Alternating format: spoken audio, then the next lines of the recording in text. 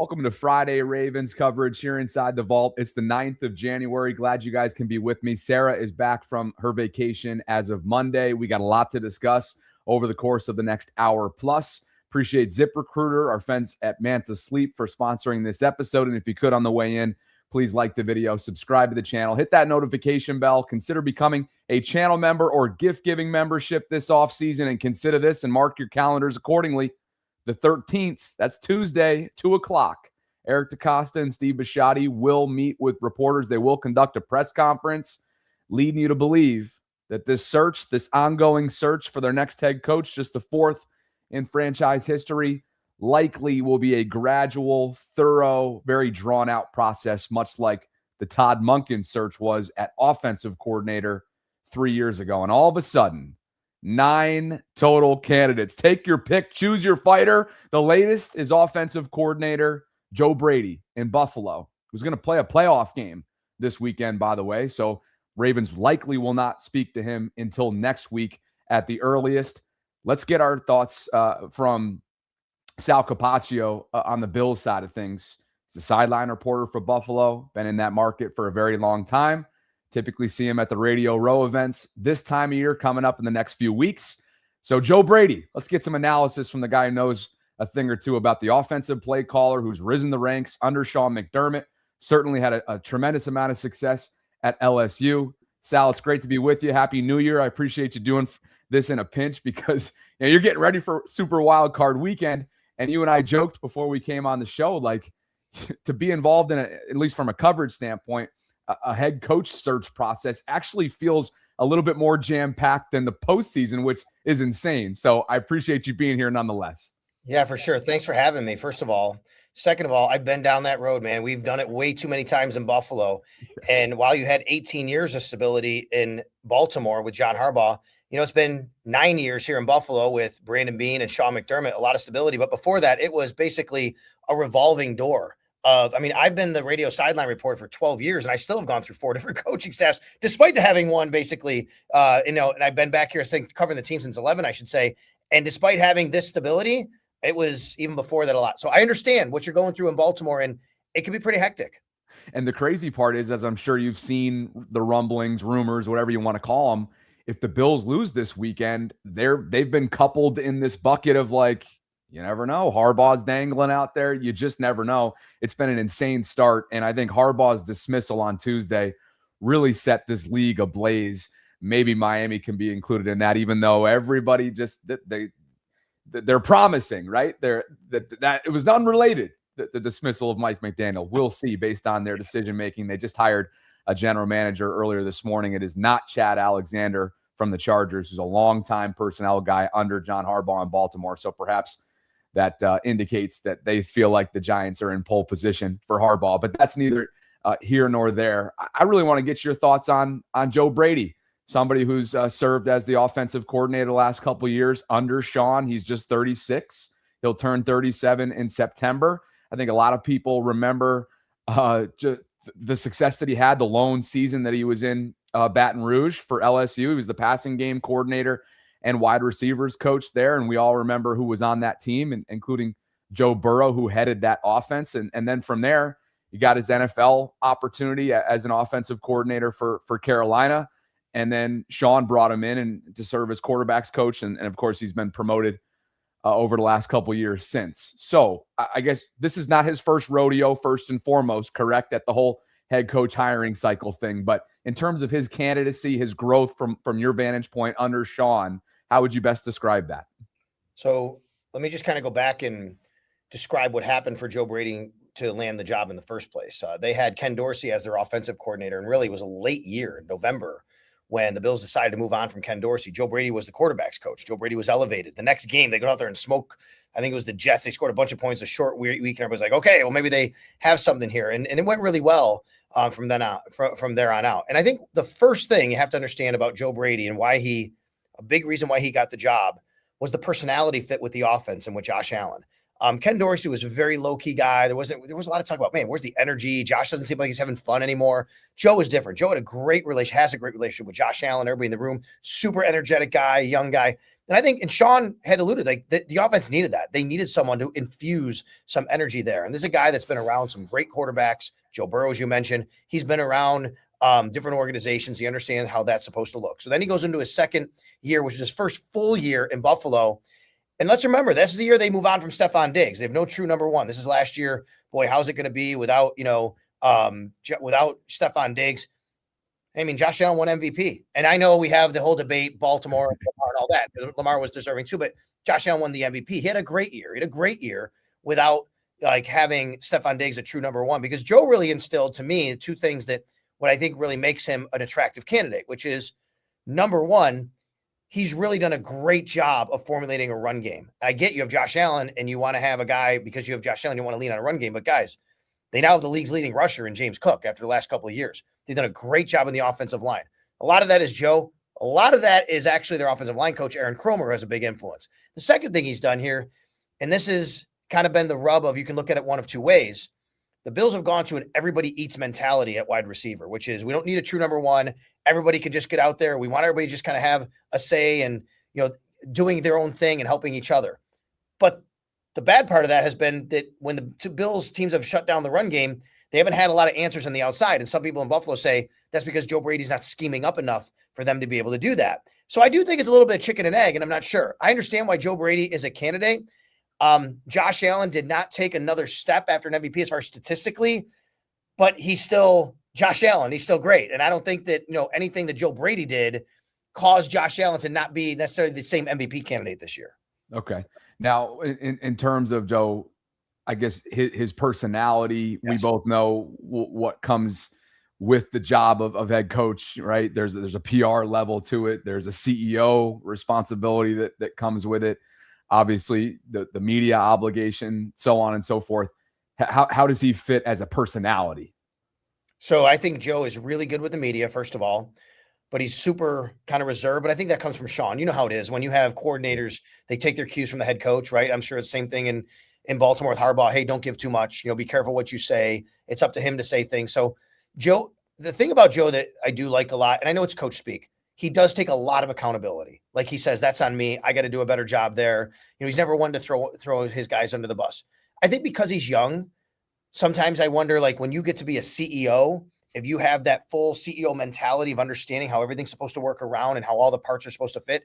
Because right now, Joe Brady's job is just to kind of understand the offense, figure the offense, be there for the offense and all those kinds of things. And he does a good job with that as far as, the media portion of it. And having a guy Josh Allen was kind of a ready-made guy when Joe Brady got there. He didn't have to develop Josh, but as a coordinator, but he was there for Josh as a quarterback's coach a little bit too. And he helped him behind the scenes develop. And I think that is the key to Joe Brady and why he would be attractive in an interview, which is I think he connects to people and can be that guy that you see relationship wise.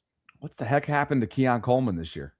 Yeah, it's a good question. I think the best, most truthful answer is Keon Coleman has to be more professional. He was benched because he was late in a game before a game against Tampa, but it was second time it's happened. It's happened multiple times. I think Keon Coleman hasn't learned yet how to be a professional wide receiver in that sense. I don't know how much, I don't think you can necessarily put that on Joe Brady. Although if you want to say, okay, well, you're the coach and you have a wide receivers coach and all these people who have to get him there, I understand. But this is a young man who I think Keon Coleman has a great personality. He's a really good young man, but I don't think he understands yet what it takes to be a professional athlete and every day, what goes into that. And because of that, the word is trust, honestly. Like, can the Bills trust him to be on the field? And because you can't trust him to do things right off the field, I think that goes to not trusting on the field. When he is on the field, it just hasn't been the right fit necessarily for maybe, going against elite NFL cornerbacks and separation. He can grab a 50-50 ball. At times, there are times where you're like, okay, that's what we wanted from Keon Coleman. But he's not the guy that you're looking to on a money third down to separate from someone to run that route. And I think that's got to be part of his maturation process. You're not kidding about this everybody eats mantra. I got the stats in front of me. You got 4 pass catchers that were over 400 receiving yards. Shakir led the way with over 700. Kincaid had over 500. Knox had over 400 and Keon in just 13 games, like you just and I think a big part of this would be what Joe has done in Buffalo is something you see and look at those stats. They're a very heavy 12 and even 13 personnel team now. And think about what you have in Baltimore, right? Yeah. With Lamar and with Derrick Henry. I mean, honestly, like Joe Brady, the way that he can run personnel with 12 and 13, I think would be probably a really good match there in Baltimore. But what he's been able to do is really fit those tight ends into the passing game. Dalton Kincaid's a big key. Like this game this weekend, Dalton Kincaid's a big key the way they want to attack Jacksonville, I think. But then you have Dawson Knox and a bit of a resurgence from him, who's kind of this all everything. They drafted the best blocking tight end of the draft in Jackson Hawes, and he's been really good. He had that catch at the goal line against Baltimore in that week 1 game, remember? Right? Yeah. So I do think if you're talking personnel, if you're talking stylistic, I think because of the way he runs 12 and 13 and that complements the run game, I do think Baltimore might be a more attractive option than a lot of other teams. Yeah, because if I'm DaCosta in Baltimore, I'm thinking to myself, look, our run game is solidified and will be solidified as long as we remain the Ravens organization first and foremost. But two, King Henry's not going anywhere. He was extended this past offseason. But if I'm them, I'm like, look, we got to get more out of our pass catchers not named Zay Flowers, and likely probably won't be in Baltimore, barring some sort of 1-year deal, prove it type thing. And I don't think they're going to franchise tag him. So he's gone. They extended Andrews. But outside of Zay, Bateman took a big step back this year after a career year. Some of it was due to a high ankle sprain. But if I'm DaCosta in the hiring team, if you will, and I'm talking to Brady, I'm saying, hey, lay out to us. How can we get more out of our pass catchers not named Zay Flowers? Yeah, that's probably a great point. And I would think that Joe Brady's answer would be, hey, look, we had the league MVP in a year that we didn't have any number one receiver, right? And that was Stephon Diggs moving on. And I think his answer might be, well, A, you can try and help me get somebody, but B, hey, I've done this in Buffalo. I've had to go into games in seasons, who is my number one guy? I mean, you guys know the viral radio thing that happened here at our station with Brandon Beane after the draft, and the guys talking about wide receivers. Everybody's seen it, everybody's heard it, and he comes on the radio. Just in case the live audience, though, could you retreat on that one? Yeah, for sure, 100%. So we are the flagship station of the Bills, and the day after the draft, Brandon Beane was scheduled to come on the radio in our morning show. Jeremy and Joe is the name of the morning show, and Jeremy has been on. It's kind of a bit of a bit and a shtick. The wide receiver train, he calls him on the wide receiver train. Get a receiver. We need a receiver. And the Bills did draft Keon a year before that in the second round. They didn't invest a ton in receiver. They didn't draft a first round receiver. So that morning he on the air says, hey, they still haven't had a receiver. I think the Bills' philosophy is they're not to not invest as much in the resource in that position. Well, Brandon Beane comes on the radio that morning and says, I feel like this is 2018 again, where you guys were bitching about me not drafting Josh Rosen, and yet we went out and got Josh Allen, and now you're bitching about wide receiver after a year we led the league in points. Why are we doing that? Which, by the way, let's remember that. Think about the receivers the Bills have had here, and the Bills led the league in points last year, were second, and again this year they were fourth, I think, in points scored, right? Yeah. Which is amazing, and I think it has to be a feather in a Joe Brady's cap. Anyway, the whole point is, I think that you can go all the way back to that and think about what Joe Brady has had to work with and say, look, I've been in these situations. I still led the league in points scored, or was near the top of the league in points scored, despite having maybe what is perceived to be a lack of pass catchers. It cracks me up because you're bringing probably a lot of the live chat and myself down memory lane several years ago when DaCosta was asked about, the repeated misses, whether it was in free agency at the time or most notably in the draft at the wide receiver position. And he got up there at a press conference and rather stoically said, it's insulting to our guys, these types of questions. And that's the wording that he chose to use there. And since then they have drafted, better. And it looks like Zay Flowers could very well end up being the first legitimate homegrown Raven to get that kind of decent second contract in Baltimore. So we'll have to see, but I'll get you out of here on this. Do you think there's any validity should they lose this weekend that Sean's seat could be hot? So there's two different approaches to that. Number one, sure, it's hot with the fans. I've joked. I mean, I guess not even joking that if the Bills lose Monday morning, my 2-hour show is going to be Sean McDermott Radio. That's what it's going to be because fans are going to be calling in, and that's what it's going to be about. And I know that because that's what has happened here over the last several years, which is, hey, you have this really nice coach. He's done a nice job, but you have Josh Allen. You haven't even been able to get to a Super Bowl. You got to go on. You got to move on. You got to get to the next one.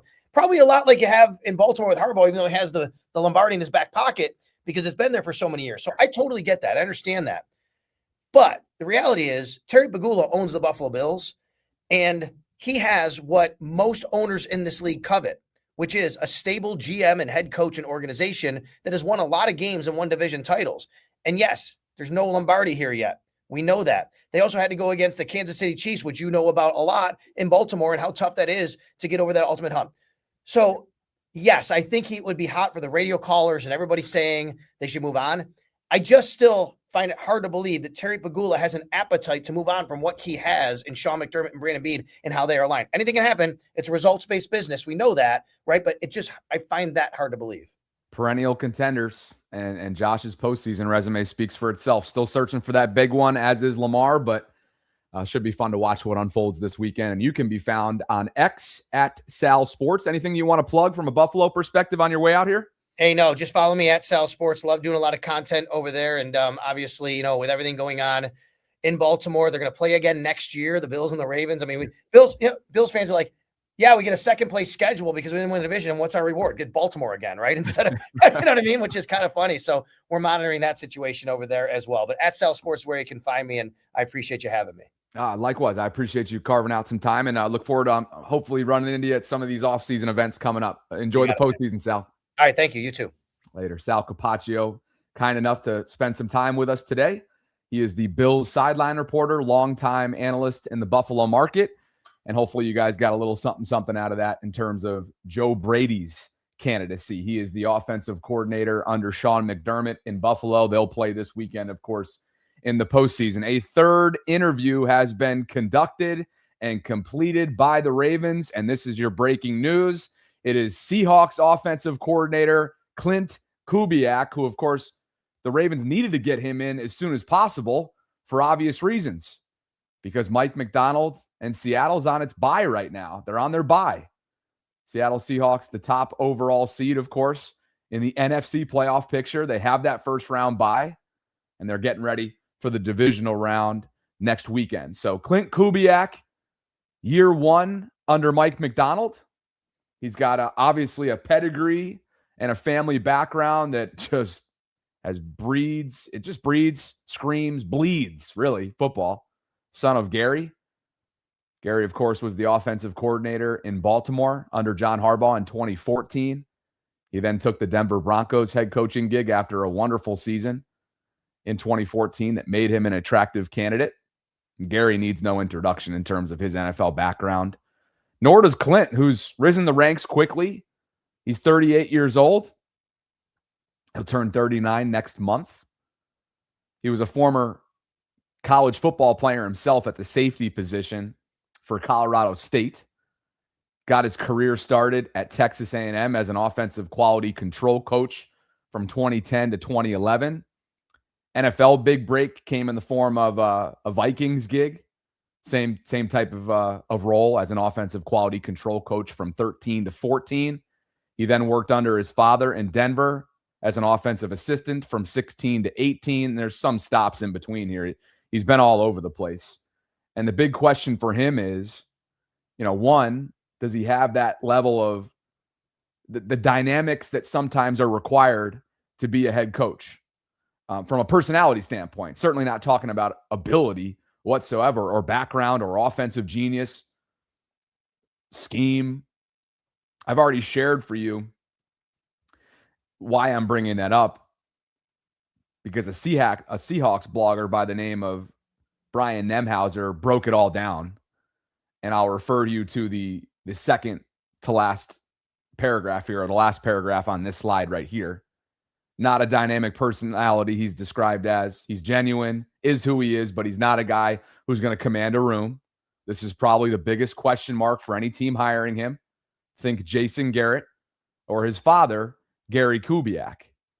So again, that's one con of what is mostly pros when you start to analyze and look closely at who Clint Kubiak is as a candidate, right? Brian also notes that he's a good human. He's a family man. He's spent his life around the NFL. He's even keeled. Doesn't get too high or too low, kind of like Mike Macdonald in that regard. Tireless worker, puts in tons of hours. The stuff that actually is X's and O's comes with a complete system, scheme. He's unapologetic about being an outside zone team. He's got counters off of it. Excellent at details in the play action game. He marries that with the run and pass. Creates early down explosives. Stays committed to the run. I know that Means a lot to the Ravens fan base. Why wouldn't it, right? He goes on to write, he's smart with formations, personnel in motion, forces defenses to decide between matching heavy personnel or protecting explosives. Getting to the con list here. Outsmarts himself at times. Trick plays in the middle of a series where the offense is already running smoothly. Play action on short yardage when running has been successful. I mean, this is just, this is a very balanced pro-con list, if you will, when it comes to 38-year-old Seahawks offensive coordinator and a Ravens candidate who just completed his virtual interview with Baltimore, Clint Kubiak. The pedigree, the experience, the family background. You talk about experience. Let me just rip this off again. He just finished his first season under Mike McDonald as the Seahawks offensive coordinator. They're the number 1 seed. They're one of the hottest teams in the entire league. And while, sure, their defense gets all the love in the world, deservedly so, what Sam Darnold's done and what Jackson Smith-Njigba has done, I know Holly's in the live chat as a Hawks fan, there's a lot to like about both sides of the ball, really all 3 phases. They're the number 1 seed, for God's sakes. Last year in New Orleans, prior to their change at the top, he was the offensive coordinator. In 23, he was under Kyle Shanahan, which is always an attractive tree to be involved with and have ties to. McVay, Shanahan, you name it. He was the passing game coordinator for the 49ers in 23. In 22, for the Broncos, he was the passing game coordinator and QB's coach. In Minnesota in 21, he was the offensive coordinator. Prior to that, he was the quarterback's coach there. The guy's got a ton of experience. The question is, because he's been in all these different areas, all these different teams, all these different markets, and he's been moving quickly, that staying power comes into question. Can you develop? Do you have that ability to adjust on the fly and make changes accordingly? That's what the Ravens are trying to decide and ultimately get down to the bottom of. Having just completed a virtual interview with Seahawks offensive coordinator. I think it was virtual. I'm not sure if that's been confirmed yet. I'm just guessing because he's on the West Coast. And these are Brian Nemhauser's thoughts about this. 2 were completed yesterday. I also believe those were virtual. Defensive coordinator for the Denver Broncos, Vance Joseph, who's got former head coach experience in Denver, which did not go well, but he has been there, done that. That's one that was completed yesterday. And then on that same staff under Sean Payton in Denver, Davis Webb, who's a really young guy. I'm talking like younger than me. He's 30 years old. He'll turn 31 next month. That's insane. Later this month on the 22nd, he turns 31. And you might remember him from his playing days. Played it with the Giants, Jets, Bills. He's the offensive pass game coordinator and quarterbacks coach under Sean Payton in Denver and works very closely with Bo Nix, who's burst onto the NFL scene. So those are the 3 interviews that have been completed so far by the Ravens. And we're not even 72 hours into this thing.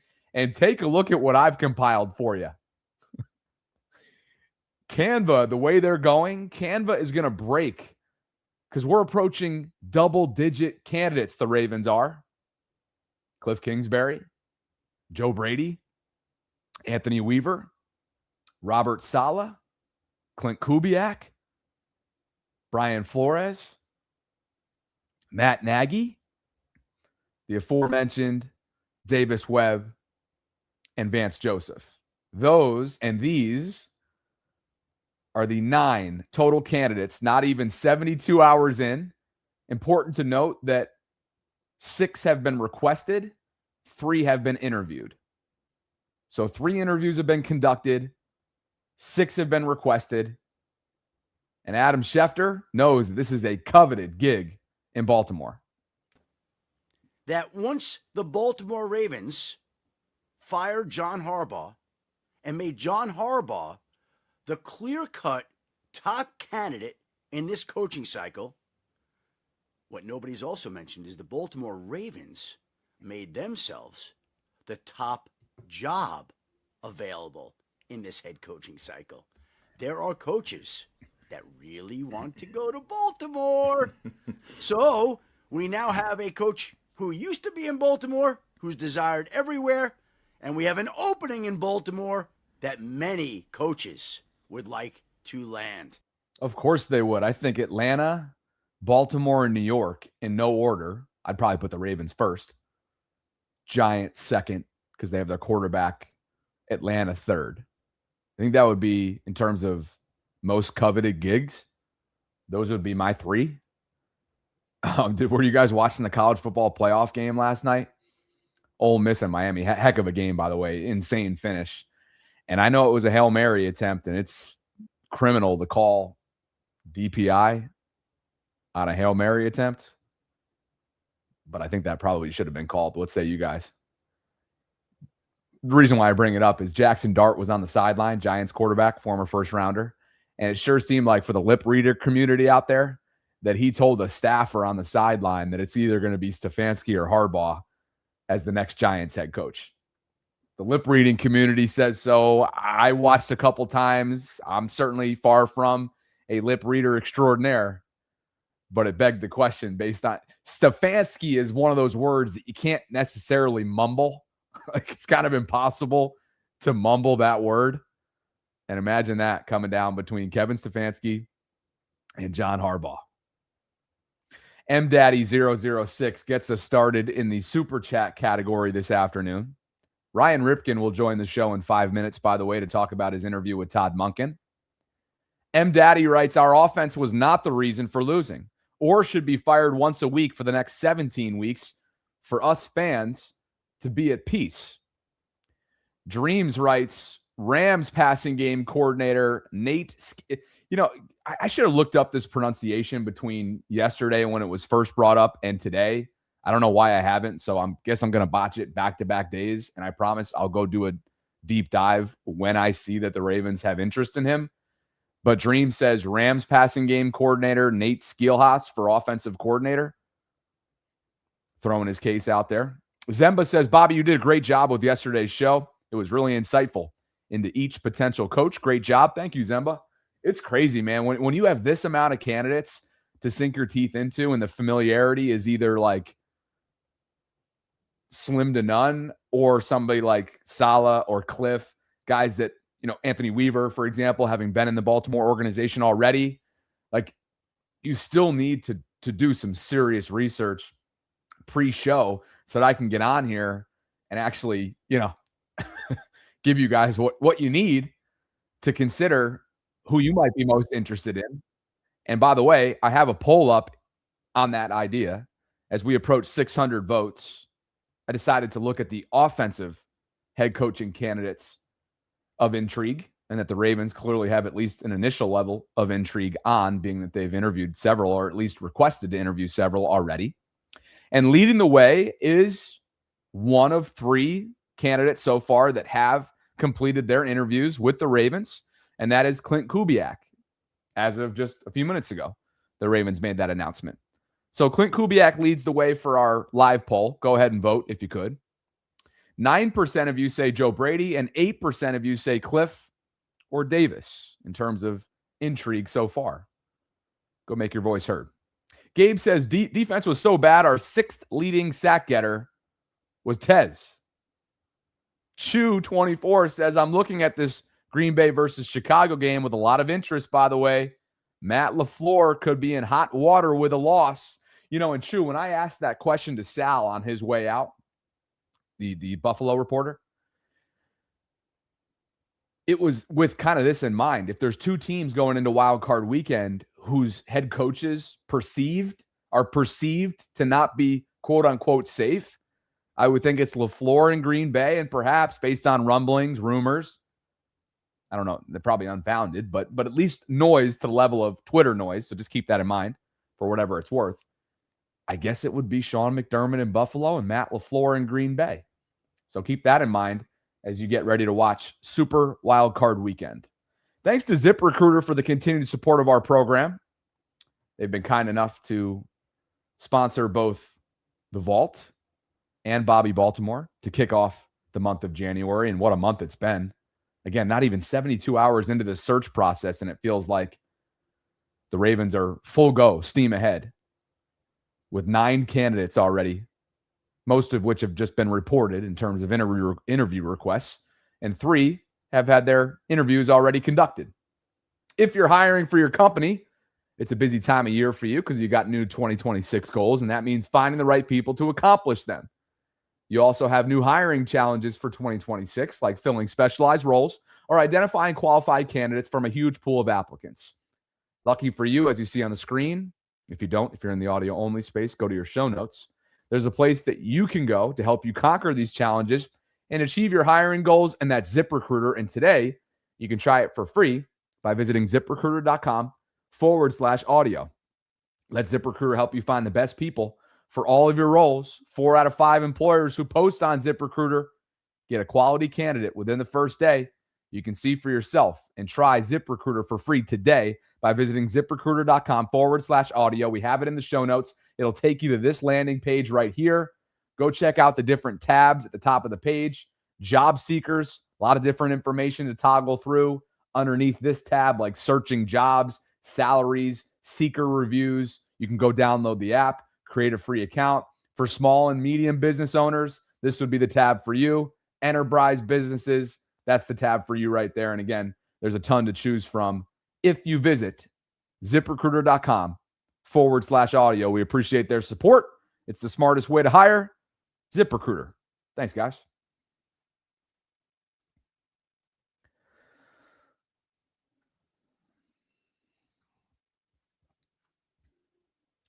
Ryan Ripken of the Ryan Ripken Show joins us momentarily to talk about his interview with Todd Monken, which I found to be pretty fascinating. I'll tell you this. I had a great conversation with Todd last night that spanned over 20 minutes.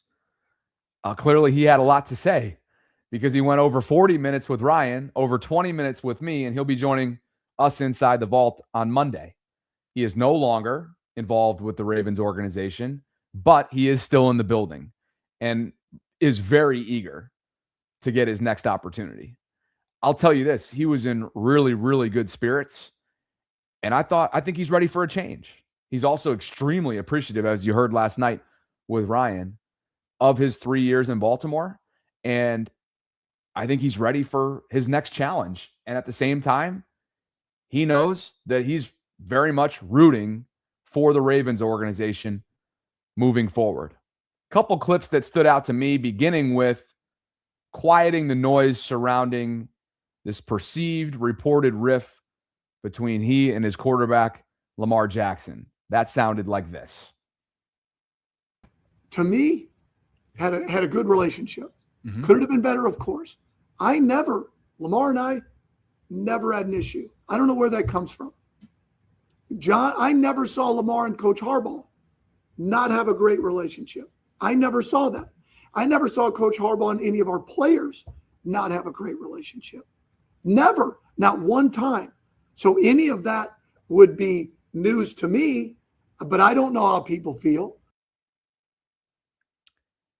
One of the many clips that he got into on the Ryan Ripken Show last night. But again, they're clearly, speaking of disconnect, perhaps there's a disconnect between the way this has been reported, both nationally and all the way down to locally, and straight from Todd Monken himself, in terms of how he feels like there was not any issue between he and Lamar Jackson and their relationship.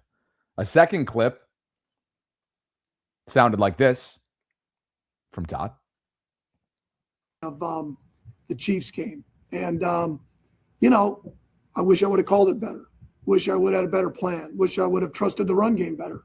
Wish I would have put us in a better position. I'll be 60 and it'll be a part of things that I've had to, I was at Oklahoma State and we lost at Iowa State and didn't get a chance in 2011 to play for national championship. I remember to this day, we turned it over 4 times and I didn't get it done. And I'll always remember the Chiefs game. And that will be one that, that I'll have to live with forever, because you only get so many opportunities. And when you feel directly a part of why we didn't get it done, that stings, but I don't let it haunt me. I just won't ever forget it. One thing you're always going to get from from Todd Monken is a straight shooter mentality. Accountability comes first. The team comes first. It's extremely refreshing. Extremely refreshing. KJ Williams says, how is he still in the building but not with them? Well, he did the interview from the building. And because John Harbaugh has been dismissed, he's no longer the offensive coordinator. Zach Orr posted last night on Instagram that his time in Baltimore has come to an end as well. And that's just how things work when the head coach is dismissed, because the next head coach in Baltimore will obviously come with his own program. And this was Zach's post from last night right here, titled, caption, I should say, excited for what's next. God is good all the time. So when I say he's still in the building, he was in his office. Unclear like what the rules are there. I would imagine at some point here, he'll have his time that they give him to pack up and leave on his terms. But I'm more so saying he's not being retained. And it wouldn't surprise me if he ends up wherever John Harbaugh winds up. E-Burst writes, was disheartening to see how Jamison Hensley completely misrepresented Todd's words in this interview in his article on ESPN's website. Shameful stuff. I have not seen that. So if you could provide a little bit of context there in terms of how it was articulated, Evan. And Ryan is running just a couple minutes behind. So why don't we pivot and talk about the candidates that when we were live yesterday, I covered them on my show, but when we were live in this slot yesterday inside the vault, we hadn't learned of Cliff Kingsbury and Robert Saleh's interviews. So why don't we start there? And as we kind of reset things and await Ryan here shortly, these are your 9 candidates, 3 of which have completed their interviews with the Baltimore Ravens in their search for just their 4th head coach in franchise history. Cliff Kingsbury, the former offensive coordinator in Washington for the Commanders, who was relieved of his duties earlier this week. Prior to that, he does have head coach experience from his time in Arizona. Joe Brady came in this morning, meaning the interview request that the Ravens made. We talked about that at the top of the show with Sal Capaccio from Buffalo. He's the Bills' offensive coordinator. Anthony Weaver is the defensive coordinator under Mike McDaniel. I shouldn't say that anymore because Mike was relieved of his duties by the Dolphins yesterday. Anthony, of course, played and coached for the Ravens as recently as just a few years ago under John Harbaugh, where he was the assistant head coach and the defensive line guru. Robert Saleh has previous head coaching experience during his time with the Jets. He has been requested. And just this past season and this upcoming weekend, he'll, of course, compete as the postseason begins as defensive coordinator under Kyle Shanahan for the San Francisco 49ers. Clint Kubiak, as we just learned within the hour, has completed his interview with the Ravens. He's the offensive coordinator under Mike McDonald in Seattle. Brian Flores, he's the defensive coordinator under Kevin O'Connell in Minnesota, has previous head coach experience with the Miami Dolphins. Matt Nagy also has past experience as a head coach with the Chicago Bears. He's under Andy Reid as the offensive coordinator for a struggling Chiefs offense, obviously, which makes that interview request somewhat surprising. He's been the OC in Kansas City since 2023.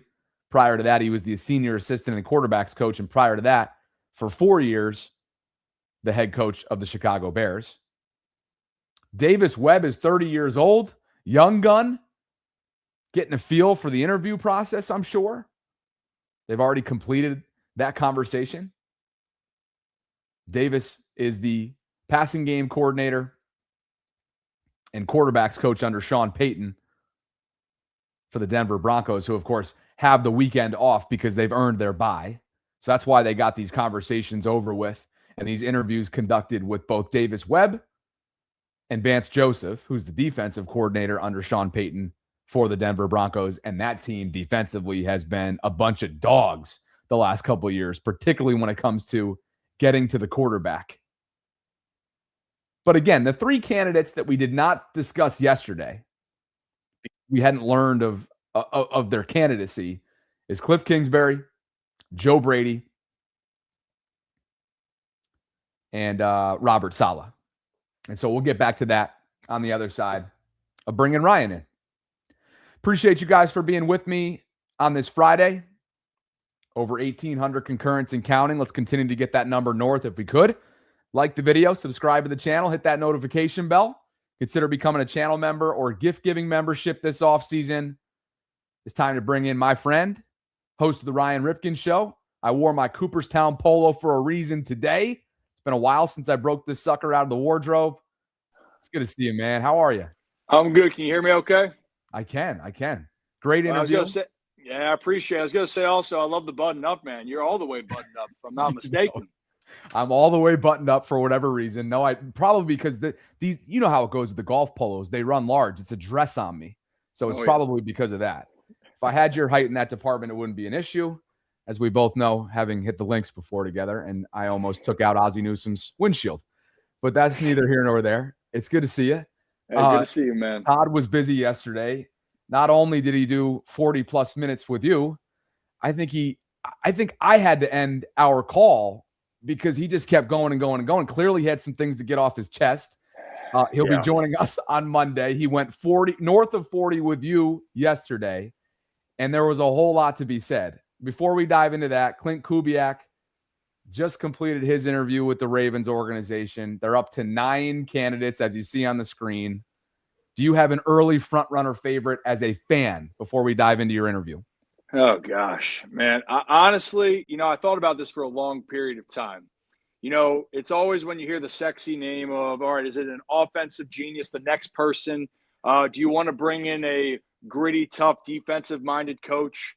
I'm kind of indifferent on that, to be honest. I think above all, I just want whoever the next head coach that comes in, I want to see that identity come back with the Ravens of that mantra, play like a Raven, tough, gritty, physical.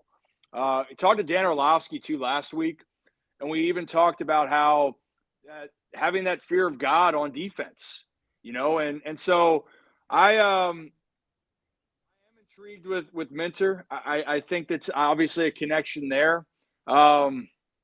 But above all, Bobby, if I'm just being transparent, even if it's someone not on the list, but it's a guy that can create that identity again, and you hire great coordinators with it, I'm happy with it. Because I'll say 18 years ago, John Harbaugh, there was questions. Not everyone knew a lot about John Harbaugh, but it turned out to be the right decision at that time. Well said.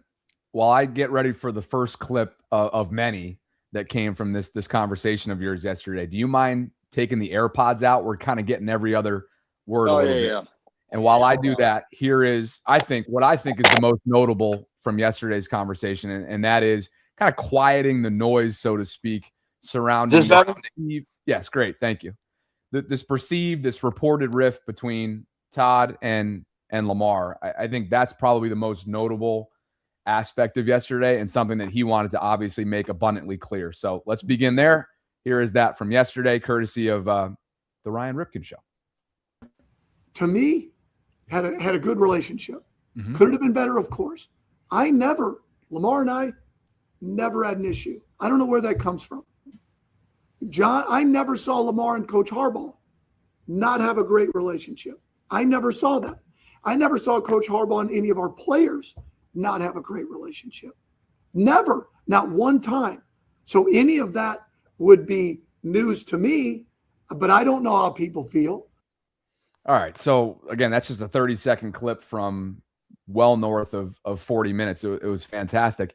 And I think one thing we both know, when a club or an organization has a season like the one that we just watched unfold, There's going to be a lot of he said, she said. There's going to be a lot of different wide-ranging emotions, both within the player community, within the staff, you name it. And so I think a lot of that has to do with the fact that this went below the waist and you finished below 500 and given the lofty expectations and the Super Bowl or bust narrative that was attached, right? Some of that's just reality. But it did take on a new life as it relates to Lamar and the polarizing figure he's become over his 8 years in the media. So your thoughts on how Todd chose to really kind of nip that in the bud right away? Yeah, I feel, and this is actually kind of why I was so happy that Todd joined, because, Bobby, I grew up in a baseball family. I grew up with dealing with narratives, perceptions. Now, I didn't grow up in the time of social media, and I didn't play in the NFL, right? But the part of a lot of people are going to have thoughts and ideas about what is going on and what is happening. And when the season goes wrong, like it did in Baltimore, and it went wrong, right? Like, this team was a Super Bowl favorite, if not the Super Bowl favorite. You have arguably, and I still think he is when he's healthy, the best player in the NFL in Lamar Jackson. You have talent on both sides of the ball. And the results then, people want to know why. Why did it happen? And people want to blame somebody. But the thing that I hate, it's one thing to be critical of what the team isn't doing well. I think that's fair. Like, the fourth quarter leads, or the play calling you want to say, or you don't agree with decisions, completely understandable. But it started to become narratives that I think that Todd wanted to set the record straight, because it became about who is to fully blame, when for a season there was a lot of blame. And Todd even mentioned that. He goes, I could have coached better. We could have played better. It wasn't one person, and all we're seeing in the media, or at least at that time, was, what was the report? Well, Harbaugh didn't want to fire Monken. Well, Monken doesn't get along with Lamar. Oh, Lamar doesn't like Monken or Harbaugh. And it became this divisiveness that I think was unwarranted. But I do understand its storylines, right, Bobby? Like, this is what we live in. But what I love, and my goal growing up with my background, is I want to take people behind the curtain, and I want them to express and empower them to talk about it. And I love the fact that Todd, I think, was the perfect person to do that, because he just openly said, hey, I could have been better. I love Lamar. My relationship could have been better, but there was no issue. And I think for him, like, you could see, it felt like it was him letting it go. And I think that's why it's been so positively received, because whether you agreed or not with the decisions on the field, we could all agree that it was refreshing to hear someone speak so openly about how he truly felt. And I think that that's kind of rare these days, and we don't get to see that. Not to mention, we both know, and he certainly knows, that if you evaluate him collectively over the 3-season sample size, he crushed it. And he's going to have a job in the coming days, coming weeks. And maybe it ends up becoming wherever John Harbaugh lands, assuming that he's going to land on his feet, which I think is a pretty safe assumption there, given the interest around the league. So, Todd, look, man, we both know it could have been 2 MVP seasons, could have been a deep run in 2023. And granted, based on where they hadn't yet been in 2023, it should be categorized as a deep run, an AFC Championship game appearance for the first time in the Lamar Jackson era. And speaking to that game, that's where we go next. Again, the level of accountability, the transparency, the openness on full display here, talking about the AFC Championship game that they were on the wrong side outcome-wise. Of the Chiefs game. And, I wish I would have called it better. Wish I would have had a better plan. Wish I would have trusted the run game better. Wish I would have put us in a better position. I'll be 60 and it'll be a part of things that I've had to, I was at Oklahoma State and we lost at Iowa State and didn't get a chance in 2011 to play for national championship. I remember to this day, we turned it over 4 times and I didn't get it done. And I'll always remember the Chiefs game, and that will be one that, that I'll have to live with forever, because you only get so many opportunities. And when you feel directly a part of why we didn't get it done, that stings. But I don't let it haunt me. I just won't ever forget it. Does that not hit different? Right? Because it's like, from a fandom standpoint, I think everybody will always remember that game. I'm sure you can speak to that as a Ravens fan yourself, that like that game will forever be ingrained for all the wrong reasons. And granted, they got away from, I thought a couple things when you look back at that game. I thought they lost the psychological warfare battle that Kansas City was playing. And obviously, because of the way the game was going, they did abandon what makes the Ravens them and their DNA in a sense. And Todd knows that. And he takes accountability. And I think that's where in a world where these guys that are in front of the mics, which is part of their job, get to say whatever's on their mind, but they don't owe anybody outside a damn thing. He just goes the extra mile time and time again over his last 3 years. And when you see the way people have reacted to your interview yesterday, from his stops along the way, whether it was Tampa, Cleveland, college, Georgia, you name it, everybody seems to say this is what's made Todd Monken him over his tenure in both leagues, both levels. And that's what maybe makes him such a coveted guy. Yeah, I mean, look, what I love about Todd is just he's authentic. And what I love, the other part of it, Bobby, was when we talk about the 3 years, he said, you know what, when things are good, we deserve the credit. The players deserve the credit. I deserve the credit. But when it goes wrong, I also got to take the blame. And the one thing, and this is what I love about just all sports and every side of it, right? Like I love that fans are passionate. I love that people want this so bad. But I also want to remind people that the people on the field, whether coaches, players, they're sitting there and it can eat them alive. And for Todd Monken, it is. And I'm glad he said that. Yeah. And of course, we can talk about it and everyone's talked about it. Why didn't you run the football? What happened? And you know what? Right there, Bobby, that's something he has to live with. And he accepts it. Doesn't make you feel any better, but I hope it's an understanding of he's going out there to try to do what he thinks is best for the team. And no doubt that's a person you want in your building. You know, that the obviously the reality of this business too, it's a win-driven business. You don't do enough, someone loses their job. That's what I say all the time. And the Ravens, they made choices. And now it's moving on. But I love the fact that, I love that Todd, and at least for people that watched it, I think he just addressed everything good, bad, and the ugly, and he didn't walk away from it, and so that's the beauty of it all. It really is. And I thank Todd for it. I mean, I honestly, it's the negatives that people are looking at right now, but I'm always that positive guy on that side. Damn, was it fun to watch those previous years. And he even said in the interview, I don't know if you have the clip, but him saying about what could have been if Lamar was healthy this year the whole way, he would have loved to see what the evolution would have been. But also, I think what I love the most is he just loved being in Baltimore.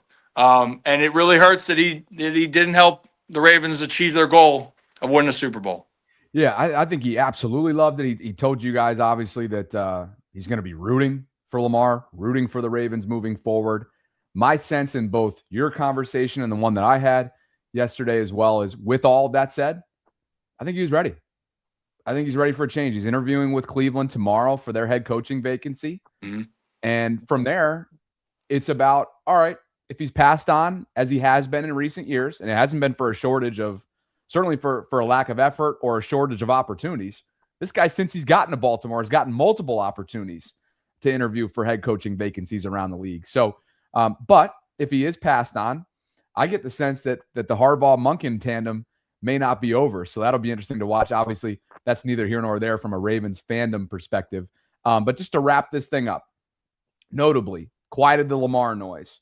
Accountability, whether it was what went wrong this year, AFC Championship game from several years ago. The Preakness thing's hilarious. That's where I met him too, with the freaking porch or whatever they call that thing several years ago. It's hilarious. I know you're into Preakness as well. Anything else that people should be aware of so that they can go and be enticed? Well, they should be enticed regardless to go watch it, but anything that you'd like to make of note before we let you go?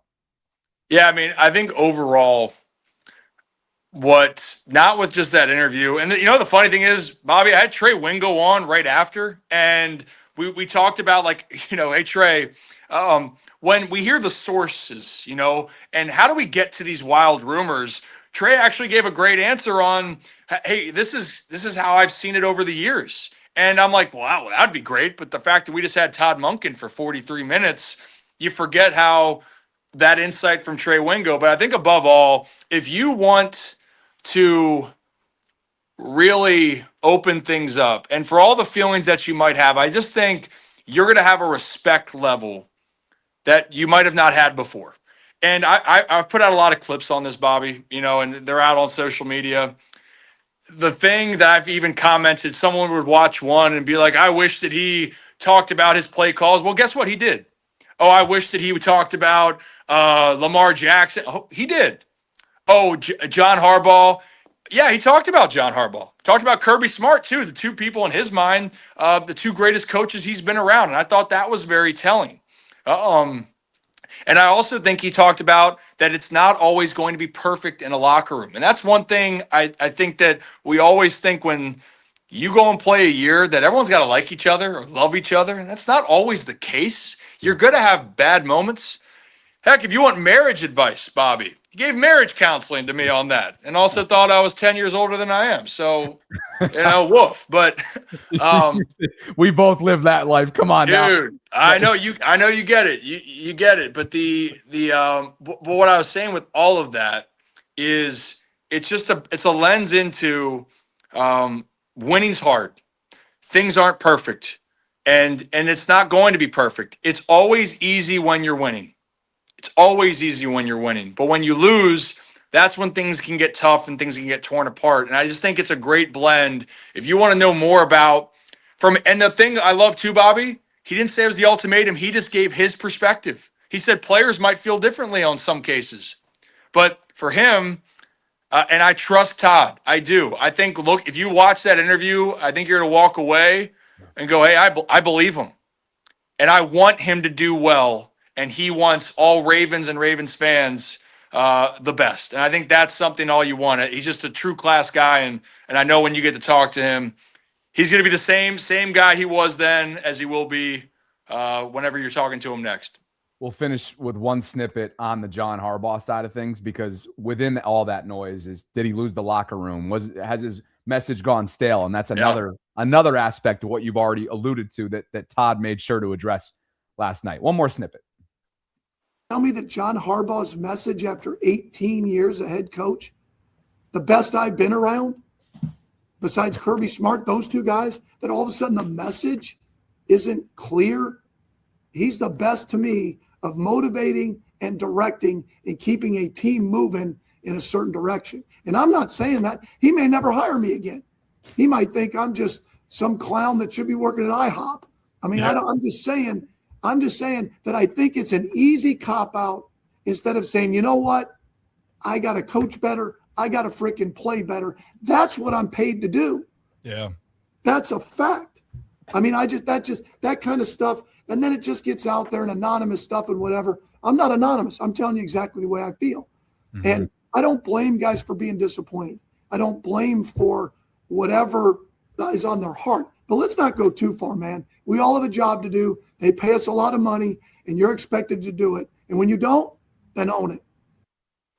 There you go. I mean, come on. First of all, the coaching horse voice is a permanent thing. It doesn't matter what time of year it is. And he had a lot of things to say yesterday, as you had a front row seat to. So John will be back. I thought that was a great message there to kind of close off this segment. Highly encourage everybody to go check out that video. Go check out your channel that's growing every single day. The Ryan Ripken Show, you and the fellas. You can be found on X at the same. Let's see, at Ryan Ripken Show on X as well. Anything you'd like to plug that you got coming up, brother? Baseball's right around the corner. I'm down here in St. Pete. Maybe we'll have to link up at some point when you come down. Yeah, I'll be down. I'll be making my rounds for baseball. It's funny. People just view me as just a baseball guy, but that wasn't the ultimate goal. I remember telling you initially, and I actually didn't expect this to start.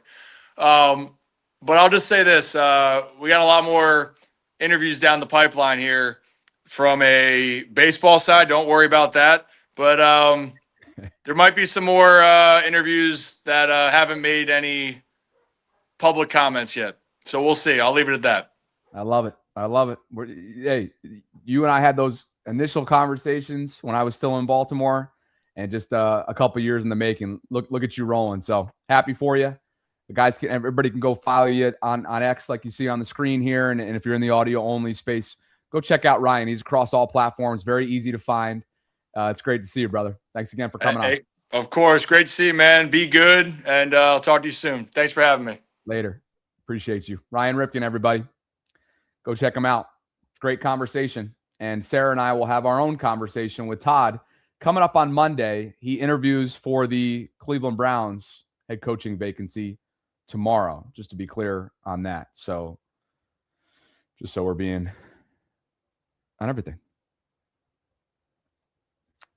Joe Jenkins writes, Tomlin could be out this week. Doubt it, but possible. Jake Asman, Jets content creator, #1 YouTuber as far as I'm concerned, and a great friend of mine. And it's time to be running mates again, being that the Super Bowl Radio Row and all the offseason events that we're going to tackle together are just weeks out. Jake writes, I want Sarah Ellison to be the next Ravens coach. I think there's quite a few VAULTRONs that might sign up for that, Jake. I do. Looking forward to getting out there to San Francisco with Jake. We're working on a hotel partnership together, by the way, so you're going to see a lot of us coming up in the weeks ahead. Nate writes, safe to say the guys at the end of the bar were right about Harbaugh, yet to take any real accountability for how the Ravens got here. Why he is coveted is insane. What has he built in the last 10 years? Well, I mean, I think he's built a lot. I think he just fell short in several areas that we've talked about ad nauseum now, whether it's game management, clock management, player execution, which obviously he's not directly involved in, but at some point that just falls at your feet and under your watch. I mean, we've talked about this all, look, just look at the way that the NFL is scrambling to at least give themselves a chance to get a look at John Harbaugh. Now, that doesn't mean that it wasn't time for change in Baltimore. I feel like we've gone over this, Nate, but I hear you. And I think it was time for change in Baltimore. I commend Steve Bisciotti for making the decision that he did. It's under the microscope. It's heavily criticized, particularly within the brotherhood that is former coach, current coach community. But it was time, 18 years. And we'll see if Mike Tomlin's time comes to an end should they lose at home to the Houston Texans on Monday night in the wild card round weekend. So if I'm a betting man, I think John ends up in New York. And I wouldn't be surprised if Todd follows him as his offensive coordinator, and we'll see what they can get out of Jackson Dart. Appreciate you guys for being with me today. Coming up on that 2,000 concurrent number. If you could like the video, subscribe to the channel, hit that notification bell, consider becoming a channel member. Thanks to Ryan for dropping by. Thanks to Sal Capaccio for taking the time to drop by. And let me just check to see if everyone else that I've been reaching out to has gotten back to me. Let's see. Oh, Keith Mills. Keith Mills says he's in Sarasota. If those of you are familiar with the Baltimore media scene, Keith and I worked closely together when I got my start in radio, and he is the best of the best. It looks like we're going to be meeting up now that he's down here in South Florida. Thanks to Manta Sleep for the continued support of our channel, the longest running sponsor that we have here inside the vault. And my God, I did not sleep last night. I really haven't slept much at all since all of this went down. So the Manta Sleep Mask helps me, I guess, as much as it possibly can, given the week that has been the last 72 hours into this hiring cycle, into this news, taking the NFL by storm. But I would have slept worse. Let's call it that. I would have slept worse without my Manta Sleep Mask that I wear nightly. It's the Manta Sleep Mask Pro that you can see right here. It's engineered for side sleepers. I tend to go back and forth between that and on my backside. Zero eye pressure is applied to your eyelids or lashes. You've got advanced material that's built in for ventilation and unmatched breathability. True 100% blackout. And that's just one of the many that they have available to you, including the sound masks, which are kind of cool, including the new gen. Look at this. They got ultra thin headphones built in. So if you need a little bit of sound. That's what your go-to is. That's your preference. A couple great options there between the new and previous gens. The silk mask, original mask. Got some kids options here as well. One of the many features that they have available to you at mantasleep.com. If you use code VAULT10 at checkout, that's VAULT10, VAULT10, it'll get you 10% off your next purchase. White noise machines. I feel like that's the move as well. Sleep add-ons, bundles. Go check them out. They're also on Instagram at Manta Sleep, and here are all their best sellers, including that Manta Sleep Mask Pro that I've already told you about a little bit, which is my go-to. Okay, guys, I know you've been clamoring for Sarah's perspective. I believe she's in the air right now on her way back. At least that was the previously scheduled plan of hers. Sarah's been on a pre-scheduled vacation in the tropics and rejoins the vault on Monday. I look forward. Not like there hasn't been anything that's been going on here, right? All right, more context, more nuance on the candidates. 9 total candidates thus far that the Ravens at least have initial interest in. One who is not on this list is somebody that the great Mel Kiper and Baltimore's finest, Baltimore native, he talked about on ESPN radio earlier this week. Your team made a huge move. What was your reaction when the Ravens fired John Harbaugh? Not surprised. I think we talked about sometimes that amicable parting. It's just a time after 18 years. John did a great job here. No question about it. And this stability. I mean, Steve Bisciotti's always wanted that Dallas Cowboy model. Okay, when you think about Murkison, you think about the ability of the general manager, Tex Schramm, and then Gil Brandt and Tom Landry. So you got owner, general manager, head coach, right? General manager right in there with everybody, and then you have the quarterback. So you try to get stability in those key positions, and that's what he was able to do and maintain that. That's what they've been able to do with Ozzie Newsome still here. Eric DeCosta, great general manager. So 18 years, Mike Tomlin's 19 years have been talking about what's going to happen there. Think about the division. With Cincinnati, Zach Taylor hung on. Cleveland's going in a different direction. That whole AFC North has been very volatile. So I think when you look at it, John, I think that the fourth quarter meltdowns, really you go back to blowing fourth quarter leads. The New England game when Derrick Henry, we know, didn't get the football in those final 2 drives, and then getting that second opportunity when Shedeur Sanders and the Cleveland Browns beat the Pittsburgh Steelers, upset the Pittsburgh Steelers, gave them renewed life, hope again, a kind of a mulligan, and then after beating Green Bay, they had their chance after, like, say, Cleveland upset Pittsburgh, and they didn't get it done in this particular game. So I think it's just, it was a lot of other things, obviously, when you hear about what's going on there, but, John Harbaugh is going to be, it's amazing. We talk about number 1 candidate now. Giants will be a great opportunity there with the personnel they have in place, the quarterback they have there. Great opportunities ahead. And then this organization, the Ravens, have not that one guy that just jumps out. I'm a big Jim Schwartz guy. Mount St. Joe grad, Baltimore guy, phenomenal defensive mind. He's been a head coach, so you'll learn from back with the Detroit Lions what worked, what didn't work there. Jim's a great football coach, great respect of everybody on that roster. And like I say, he would be my number 1 candidate. If you want to go offense, Clint Kubiak, done a heck of a job. We know about the family ties there and the brain, the ability there, that football acumen of the family. So, but I would put Jim Schwartz, so personally for me, at the top of my list. So Jim Schwartz, of course, is a Baltimore native. And you've got to believe there's a level of that with Mel, being that he's Baltimore through and through. With that said, what Jim has done defensively in Cleveland has been exceptional since 2023. Prior to that, he was with Tennessee as a defensive assistant. Prior to that, he spent 5 years in Philadelphia as the DC. The guy's got a ton of experience all throughout both levels, including head coach experience in Detroit from 2009 to 2013. Now, that did not go well for them. They were 29-51, including winless in the postseason, just 1 trip to the postseason. But as far as a defensive mind perspective is considered, in terms of maybe how he might pair as a DC with a different with a staff that has a head coach that on the offensive minded train, like a Clint Kubiak, there's a lot to like about that. And I think what Jim Schwartz has done is undeniable. That's a championship caliber defense over the last several years.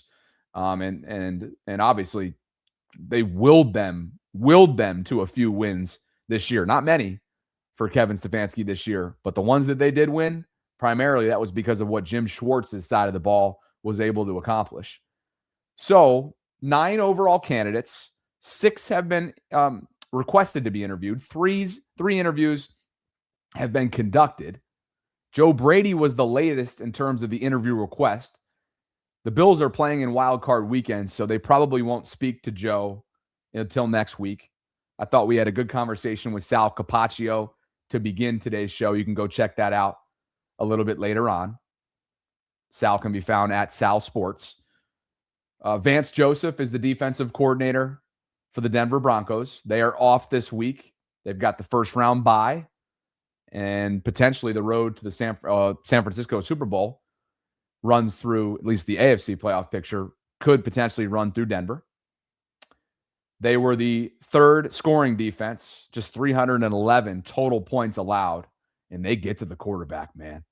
Vance has previous experience as a head coach in Denver, and over the last several years under Sean Payton, there have been some really, really successful defenses. Seattle and Houston, the only 2 scoring defenses that were better this year. Denver, top 3. New England and Philadelphia rounded out the top 5 of that list. We mentioned that Davis Webb was the other member of that staff on the offensive side of the ball that the Ravens took a look at and have conducted an interview with.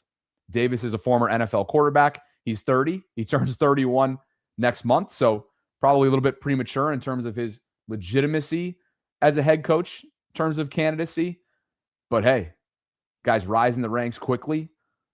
Done a really good job as quarterbacks coach, the tutelage and mentorship of Bo Nix.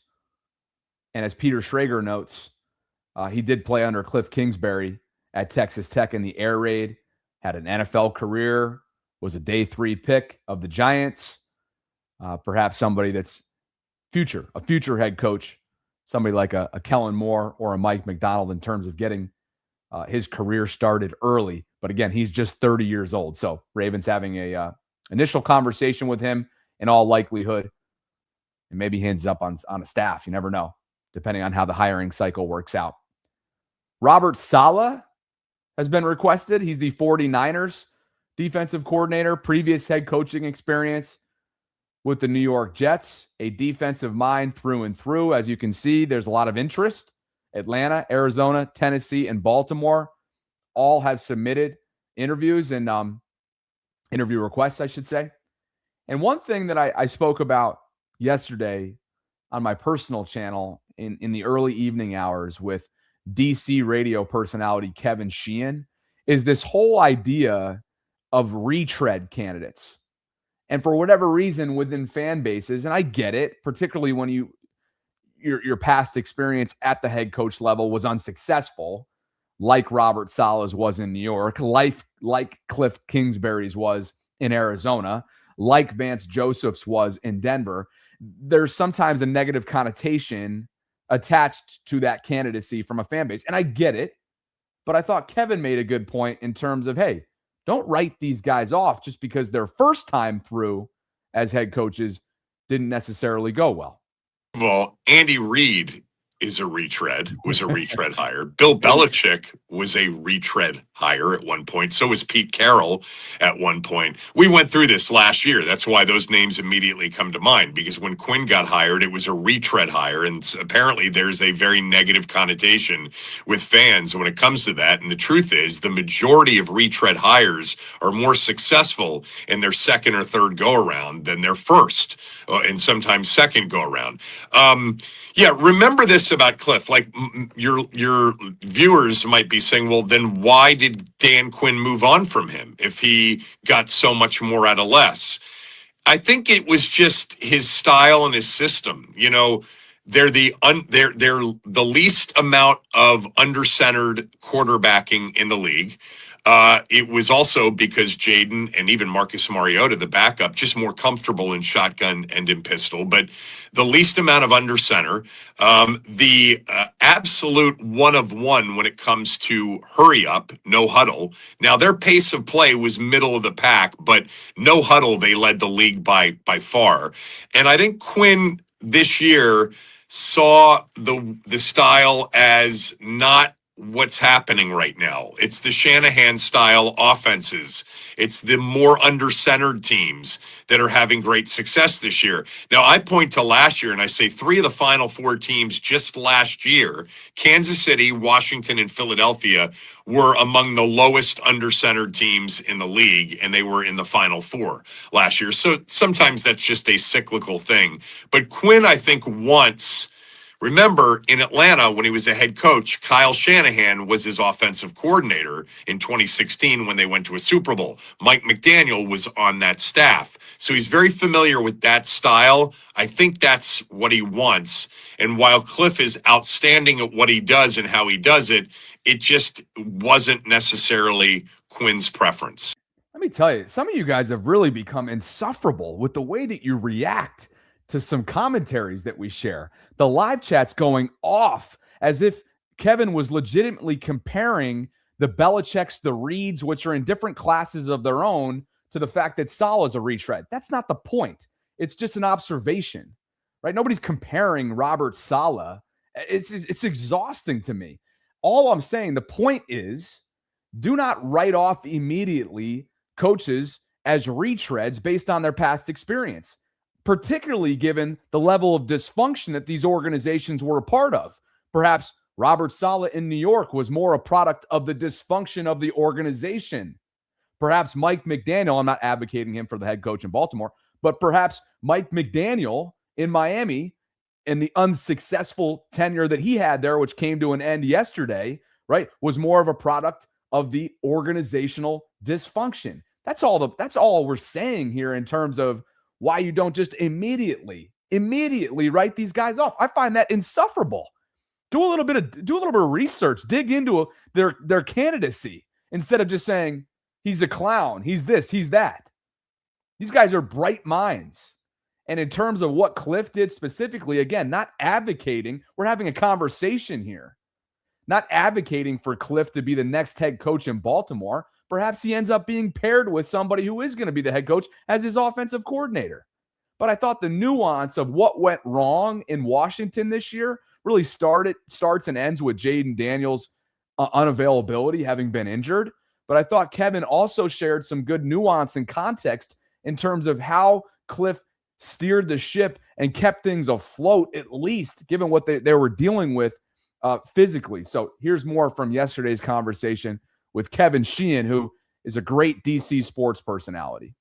Injuries. They didn't have their starting quarterback this year. He played in basically 3 games out of 17, start to finish, completely healthy. Played in 4 games, start to finish in total, and participated in 7 of the 17. So when you lose your starting quarterback, and that starting quarterback is coming off the greatest rookie season in the history of the league, and he doesn't play, you're doomed from the start. And then they lost running back 1, wide receiver 1, wide receiver 2, wide receiver 3.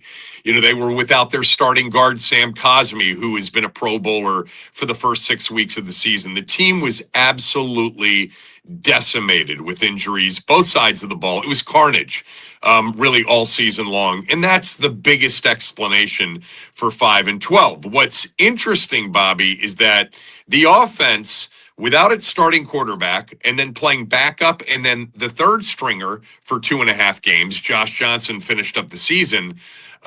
They actually finished pretty high in a lot of offensive categories. 4th in red zone offense in the entire league, 4th without their, key players, especially at the skill position spots. They were the 4th leading rushing team. They were 12th in yards per play. They were basically top half of the league, worst case, in every advanced or traditional statistical category. I personally think Cliff got so much more out of less this year. in some ways, this year was more impressive than last year because last year he had Jaden Daniels healthy for not just, 17 regular season, but 3 playoff games, so 20 in total. And the quarterback was sensational. I think whoever gets Cliff Kingsbury is getting a really good offensive mind. So again, just little nuance, context, right? I don't. Maybe some of you do, being that you're in the DMV. I know Evan, who's been very vocal on this topic, lives in DC, so he's very aware of what went awry for the Commanders this season. But that's the context right there, right? That's needed for when somebody is evaluating what went wrong this season in Baltimore for Todd Monken's potential candidacy. Well, what went wrong? Certainly, he was the first to blame himself. But I think, as we all know, the pass pro was an issue. The offensive line collectively, particularly given the guard play, regressed collectively as a unit.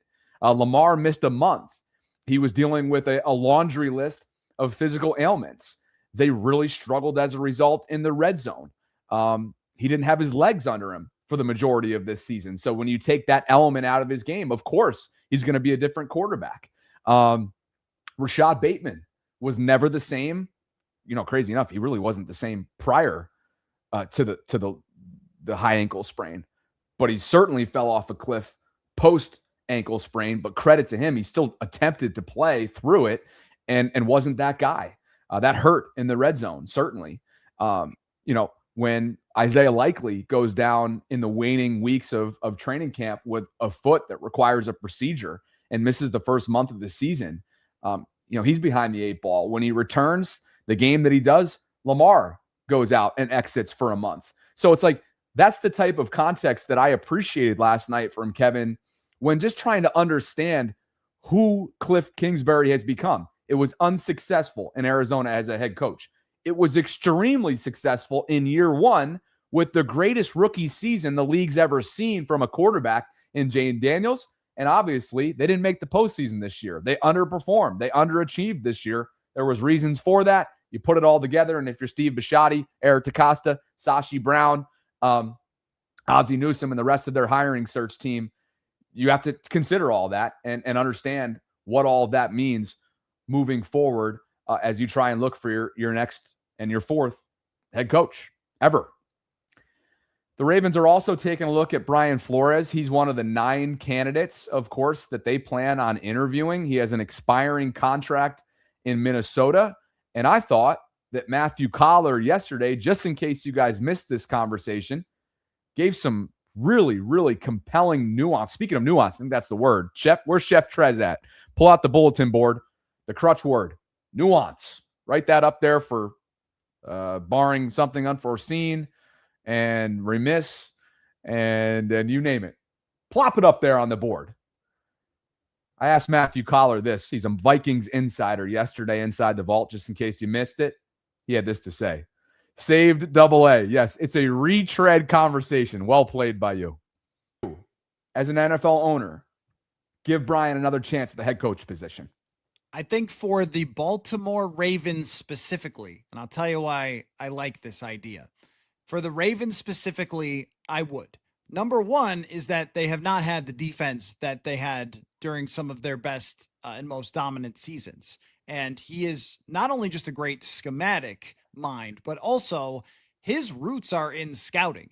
And he has really brought that to fruition in Minnesota with his ability to identify talent, put players together, go out into free agency, bring in an Andrew Van Ginkel, who, I think the world didn't even know who that was, and now is a superstar in the NFL. We've seen, players develop like Josh Metellus, Jalen Redmond, who, again, no one ever heard of, that are now key players that are getting extensions and things like that. I think that's a big deal for Baltimore. The other thing is, too, you mentioned urgency.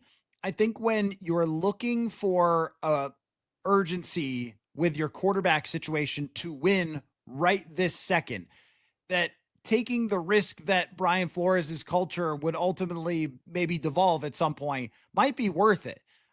Now, again, I think that he can grow. I think he's learned a lot from all those things about how to manage. But even if that is a mark against him, turning it around super fast is really the main thing. This is not a Miami Dolphins situation where it's completely rebuilding an entire franchise. This is come in, get the absolute best out of this defense. Lamar Jackson's going to be Lamar Jackson, go win playoff games. That's what this is really about. And I think if that's what your aim is, that Brian Flores should be very, very high on the list. Matthew Collar, Vikings insider. Great stuff. Go check out that conversation. It's a repurposed pullout under the best of section on the home page of our channel. Go check it out. The one question I have, that was really compelling there, right? When it comes to the Brian Flores analysis, quote, he's not only just a great schematic mind, but his roots are in scouting. He has really brought that to fruition in Minnesota with his ability to identify talent, put players together, go out in free agency. My one question, knowing that Eric DeCosta is a homegrown Raven, a lifelong Raven who began in the scouting department as well, is there friction there or is there collaboration? And that's going to be up to them to decide, obviously, when they ultimately do sit down with Brian and have the nuanced conversations. Another bulletin board, check that crutch word. When they have those in-depth conversations, is it a collaborative approach? Would it be a good fit? Or would there be friction between the two, being that they both have those backgrounds? Brian knows how to win. He was around winning 4 different Super Bowl runs during his time in New England. And ultimately, that guy saw a lot of success under Bill Belichick, beginning in the scouting department, working his way up through the special team side of things, through the defensive assistant side of things, then ultimately used all that experience, used that pedigree, used those years under Belichick to earn himself a head coaching job in Miami. And that's the second part of what I thought. Again, the nuance is the continued word here. I thought that Matthew did a great job of giving a very balanced, leveled response to some of the noise out there surrounding Brian's candidacy, knowing what Ryan Fitzpatrick has been on record for saying, knowing what went wrong in Miami, knowing the allegations, knowing the lawsuit that's out there, allegedly Stephen Ross asking him to throw games essentially for $100,000 per loss, you name it, all of that, right? I thought, especially knowing that Tua Tagovailoa referred to him as, quote, a terrible person. That was the direct quote. Here's Matthew's response to all of that. It's like every can of worms has another little can of worms inside of it with Brian Flores. And this is certainly part of it because Brian Flores took over a team that was tanking. And according to Flores, if you really dive deep into this, he was offered, this is his claim, he was offered extra bonuses for losing football games, which if you've ever met Brian Flores, I cannot imagine how that conversation went. Like asking this guy to lose games to try to get them to the top. And then ironically, they get Tua anyway, but the tank for Tua thing. So that relationship in Miami certainly did not start off on the right foot with Tua because the whole tanking thing was for him.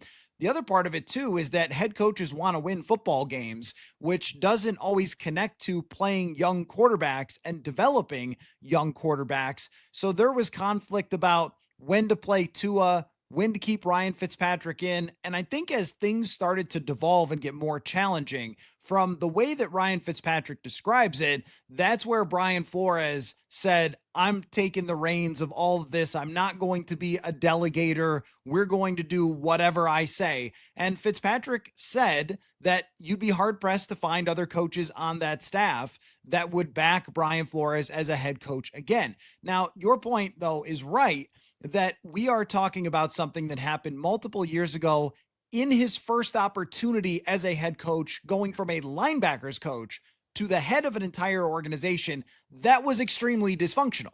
So, you know, there's an old Chappelle skit about, you know, the real world and how people go crazy. And if people know that, they know what I'm talking about. But it's kind of like you put a guy in a situation that would drive anyone insane. And, you know, it doesn't work out maybe perfectly. Even the best franchises, as you've seen, Baltimore has been held up forever as the cream of the crop. And yet still dysfunction is possible inside any NFL building. But he goes to the Pittsburgh Steelers. He works with Mike Tomlin. he comes to the Minnesota Vikings and works with Kevin O'Connell. And I think that if you were ranking all of your culture coaches in the National Football League 1 through 32, 1 and 2 are probably Mike Tomlin and Kevin O'Connell. And I think that Brian Flores has been very reflective about this anytime he's ever been talked about it, because when Tua called him a bad person, first of all, at that press conference where Flores was set to talk about it, his players came to the podium with him before that press conference to back him. So that was something they didn't have to do, but they wanted to make it clear, like, we don't feel the way that Tua is describing. And I have never heard that from his players here. In fact, if you go look at the best players to ever talk about something are guys with nothing to lose. If you go look at Stephon Gilmore or Anthony Barr, the things that they've posted on social media about Flores' candidacy, they are backing him 100%. And those guys are not in the league anymore. They could say whatever they want. And so anything internally, whether it's Josh Metellus or Harrison Smith saying that one of the main reasons he returned was that he loved working with Brian Flores. So people can learn, people can change, especially in the NFL, and understand maybe better how to delegate, how to run an organization.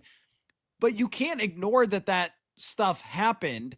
And you also can't ignore that he didn't sign an extension with the Vikings, and wonder about what are the internal relationships like with him and the front office and Kevin O'Connell when he decided not to do that. Like, it couldn't have just been money as the cause. So there is, and what makes him such a fascinating character in the NFL in general is there's a lot that we just don't know that has gone on. And there's a lot that we can't project about how he will handle that situation again. All I could tell you is that the players here have backed Brian Flores 100% really from day one and connected with him extremely well. And I also know that regardless of how dysfunctional it was, he had elite defenses in Miami too. And the guy really knows what he's doing on that side of the football. I don't think it gets more balanced, more fair, more level-headed, more objective than that. Right? Literally, that was like 2+ minutes of pros, cons, and ultimately the decision that Steve Bisciotti and his hiring search team will have to make. What outweighs the other? Is it the pro list or is it the con list? Because there's a lot to like about Brian Flores. And on the other side, there is some things to consider. What I transcribed out of that, meaning what I got most out of that, is what you see up on the screen. Meaning, again, several years ago, Tua got on a podcast, labeled his former head coach a, quote, terrible person. And Matthews says, quote, I have never heard that from his players here. The best players to ever talk about something are guys with nothing to lose. If you go look at Stephon Gilmore or Anthony Barr, the things that they've posted on social media about Flores' candidacy, they are backing him 100%. And those guys aren't in the league anymore. They can say whatever they want. All I can tell you is that the players here have backed Brian Flores 100% really from day one and connected with him extremely well, regardless of how dysfunctional it was. He had elite defenses in Miami too, and the guy really knows what he's doing on that side of the football. So there you have it. From this point forward, I don't know how much, how much more, does it get more fair than that? And now the Ravens organization move forward and dig into what they need to dig into during their evaluation process that has now reached 9, count them, 9 total candidates, one of whom is Clint Kubiak, which is one of the 3 of the 9 in total who have conducted interviews here in this initial step, this initial stage for the Ravens organization. And we learned that earlier this morning, that he, along with Davis Webb and Vance Joseph on Denver's staff under Sean Payton, got theirs conducted and completed yesterday. And Clint Kubiak's was this morning. So there you have it. We've talked about Anthony Weaver. We've talked about Cliff Kingsbury. We've talked a little bit about Matt Nagy. Why don't I go ahead and get to some quick hits here as well? I'm kind of holding right now. You could probably sense that I'm like stalling a little bit because I think Jimmy Smith wants to come on. I just don't know if I can hold long enough for he and his timing. Yes, I can because he just logged in. But I'll pull up some quick hits, and Jimmy, just give me a thumbs up when you're ready to roll. Zach put up his farewell Instagram post, if you will, yesterday. We shared this earlier on, but I did have it as a quick hit.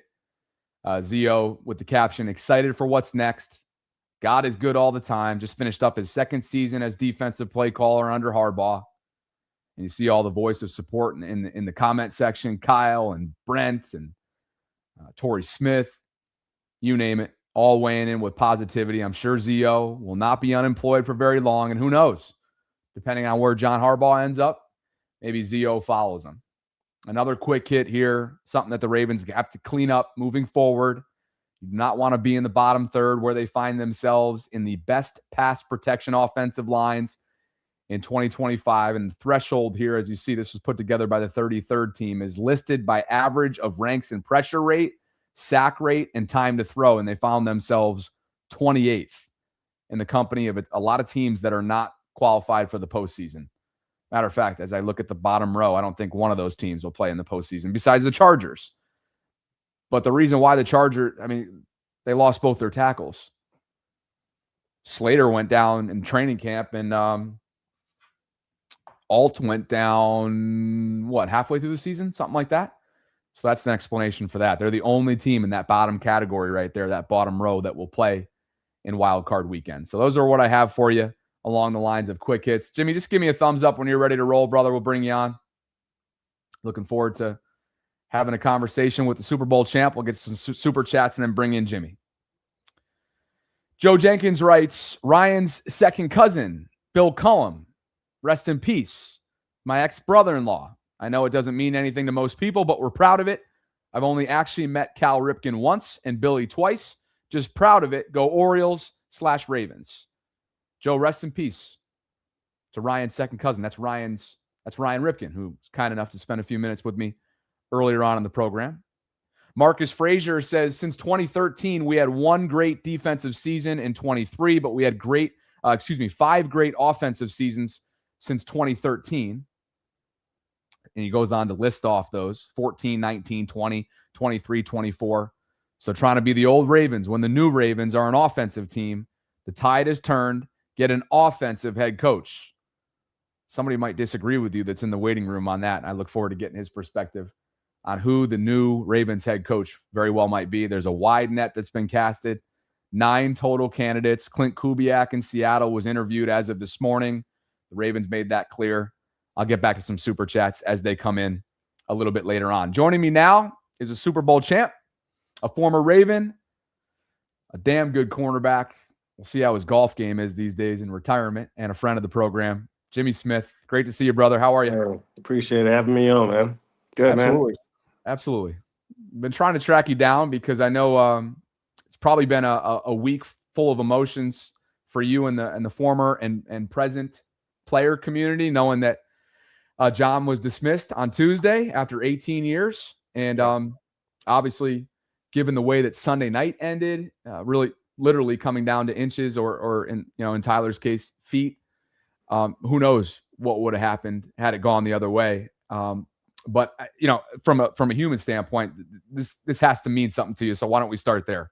Yeah, it feels weird, to be honest, because you've known Harbaugh for 18 years doing this, and he's the only coach I ever had, and it just seems like he, as far as I know, he's kind of kept that Raven like culture alive, and he's kind of the definition of the Raven culture. So just as a player for him, your heart kind of goes out. But I also understand the nature of the business.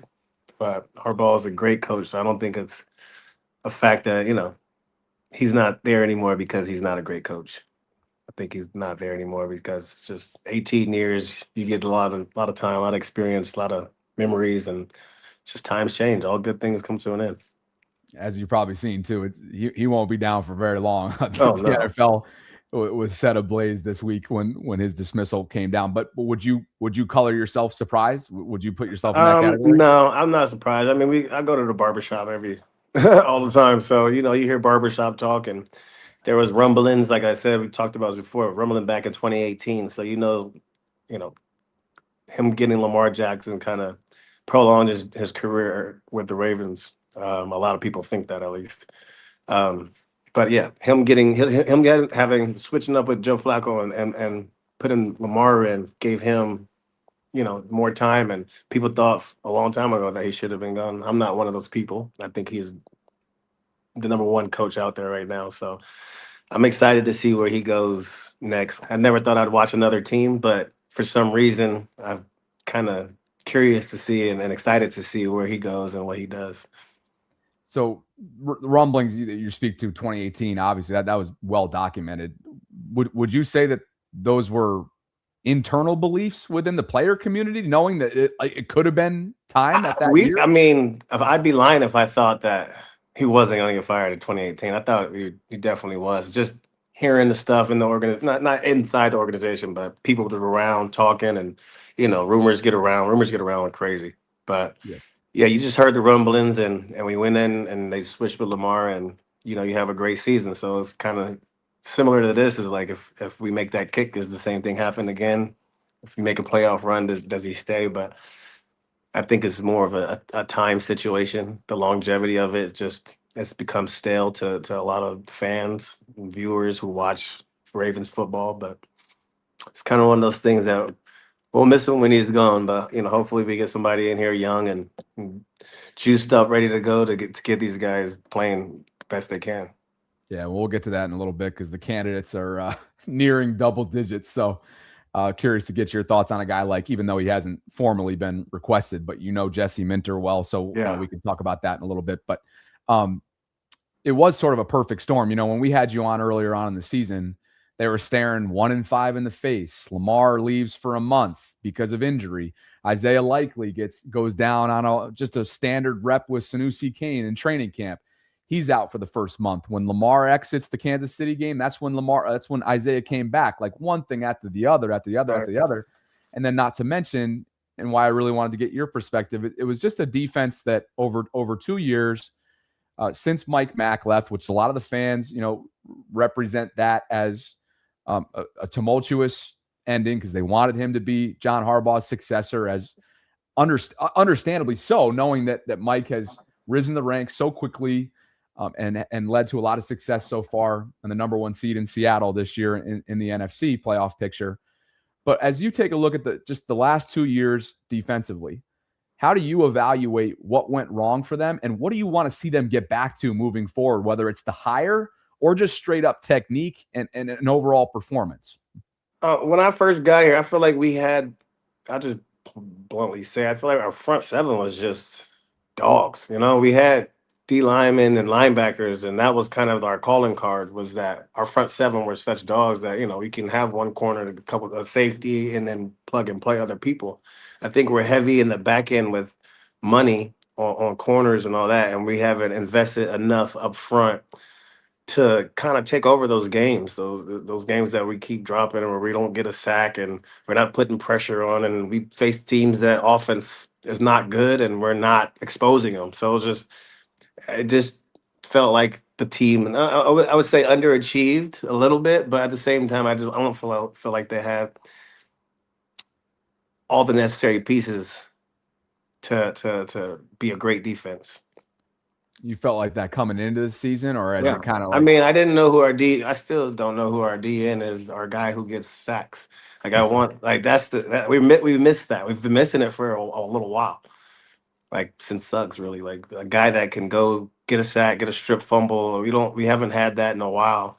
I mean, we got guys that come in and we go to the vet market and get some older guys, and they come and literally always come have a career year. That's 10 sacks or 9 sacks for Kyle Van Noy, whatever it may be, and they're having these good years. But that consistent dominance from a player like a Myles Garrett or like Joey Bosa in the early days, like that type of player, we haven't seen that in a little while. We need that kind of that's the calling card of Ravens defense, is how good our linebackers and our front's been, and they dictate and run games. And I think this year we lost it in the trenches on both sides of the ball, and we're kind of heavy in the back end with our money.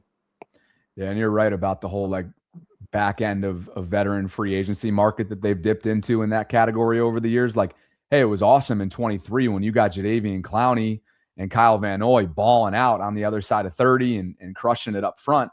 But then after a while, like it didn't work out that well the last couple of years. And I wonder, like, it's easy for me to say, it always starts up front and then really exposes the back end, but you've lived that. And when there's no pass rush up front, which fortunately you didn't have to deal with that a lot throughout your career, because like you said, you had dogs up front that were winning. When you aren't finding that winning up front, can you just kind of give us the oh man, it doesn't matter who you got. You could have Darrell Revis both sides, and the best saves of Ed Reed's in the back end. It doesn't matter who you got when you got no pass rush, because the play is long development. They get open. Like, you can only cover but for so long. So having pass rush, being able to set the line of scrimmage on defense, is set the edge like that. It's huge. And you've seen a lot of times, weirdly, I just see teams scoring on us like on the easiest of flat routes, just dumped it to the flat and score. And it's like, getting around our edge is just the things that I heard coming in as a rookie, and how those veteran players spoke, no edge, no chance, like how those mantras that they keep always saying, like those things, those stay in my head. Like, so when you see them play now, I'm not saying that Zach lost the way of thinking for the Ravens defense. I just don't think that this year they executed to the level of a Ravens defense at all. And as a result, I mean, you got two names that you would never expect to see on the list that you have up on that I have up on the screen right now. The most yards allowed in coverage all season long among all defensive players. Marlon and Nate, 1-2. Like, that's just that. Talk about unRaven like, but like for Marlon to be atop this list, for Nate after a tremendous rookie season to be atop this list, how much do you attribute this to? What was it goes hand in hand. It goes hand in hand. Cover, you got good cover guys. It gives the rush an extra second, and vice versa. You got some good pass rushers. You're throwing that ball quicker. I mean, Marlon makes plays. He's always made plays. This year, just like I said, those long developing plays.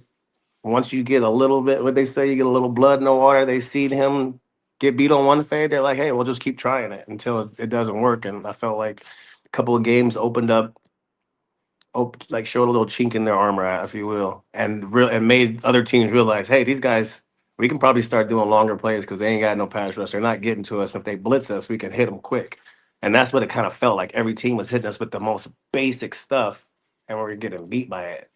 Especially the flat route. Just dumping it to the flat, scoring on 25. Like, those are just blowing my mind.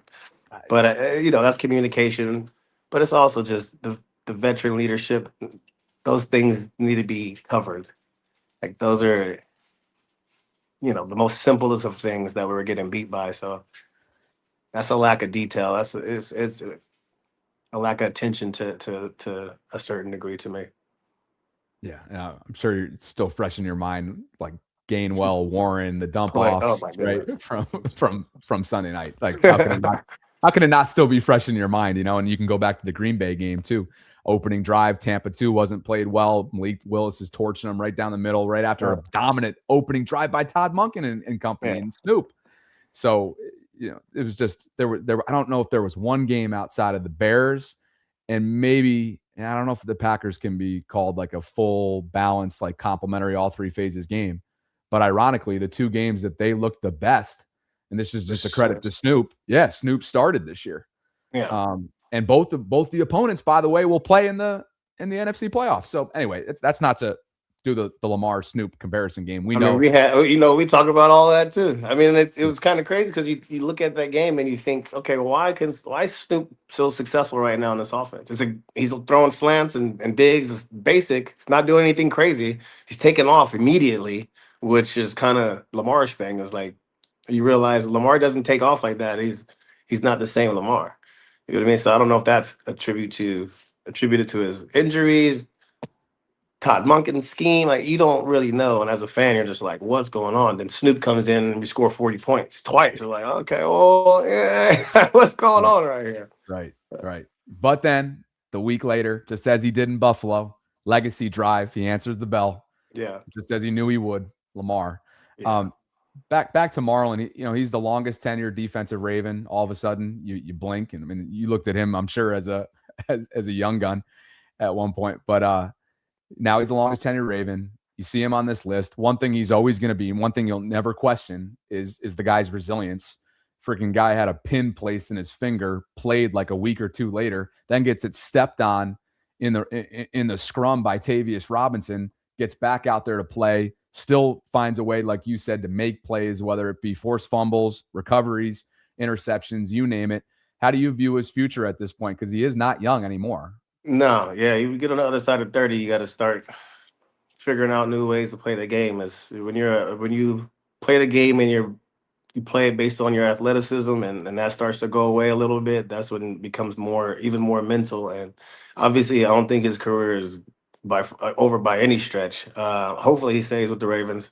Who knows with the new regime coming in? But he's a guy that he makes plays. He's getting older, so him moving to slot a little more is right up his alley. He's already that type of physical player. It's a little bit less stress on him, chasing these young guys out there on the outside. But yeah, his season, his career is not over by any stretch. Nate's just growing. That's just part of the game. Hopefully you got a new regime come in and spruce up a little bit up front and get some guys, some dogs to help him out. But I think he has a bright future. Getting a lot of pass yards thrown on you on the defense that didn't have any pass rush. I mean, one goes with the other. So you can take it with a grain of salt. At the same time, there are technique things. You know what I mean? There are some times you just get beat. You know what I mean? The pass rush ain't going to help you when they have timing throws and all that. So there are times, I'm not saying that they just didn't get beat, but I don't think I think some of it can be attributed to the fact that we really struggled trying to get to the passer. A lot of noise around your guy Zio this year, as you know. He put this up on Instagram yesterday, making it clear that his time in Baltimore, at least for the time being, until, to your point, this new program, this new staff comes in, is over. He's been involved with the organization as both a player and an assistant and a play caller for years. Career ended far too soon. I'm sure you're in the camp that had he never underwent that brutal injury, that he maybe would still be playing. Who knows? Certainly. The guy's 33 years old. I just checked. He turns 34 in June. Like, we talked about this earlier in the year, and I'm curious to see if your viewpoints changed at all. But like the blame game, like, where is Zach in this?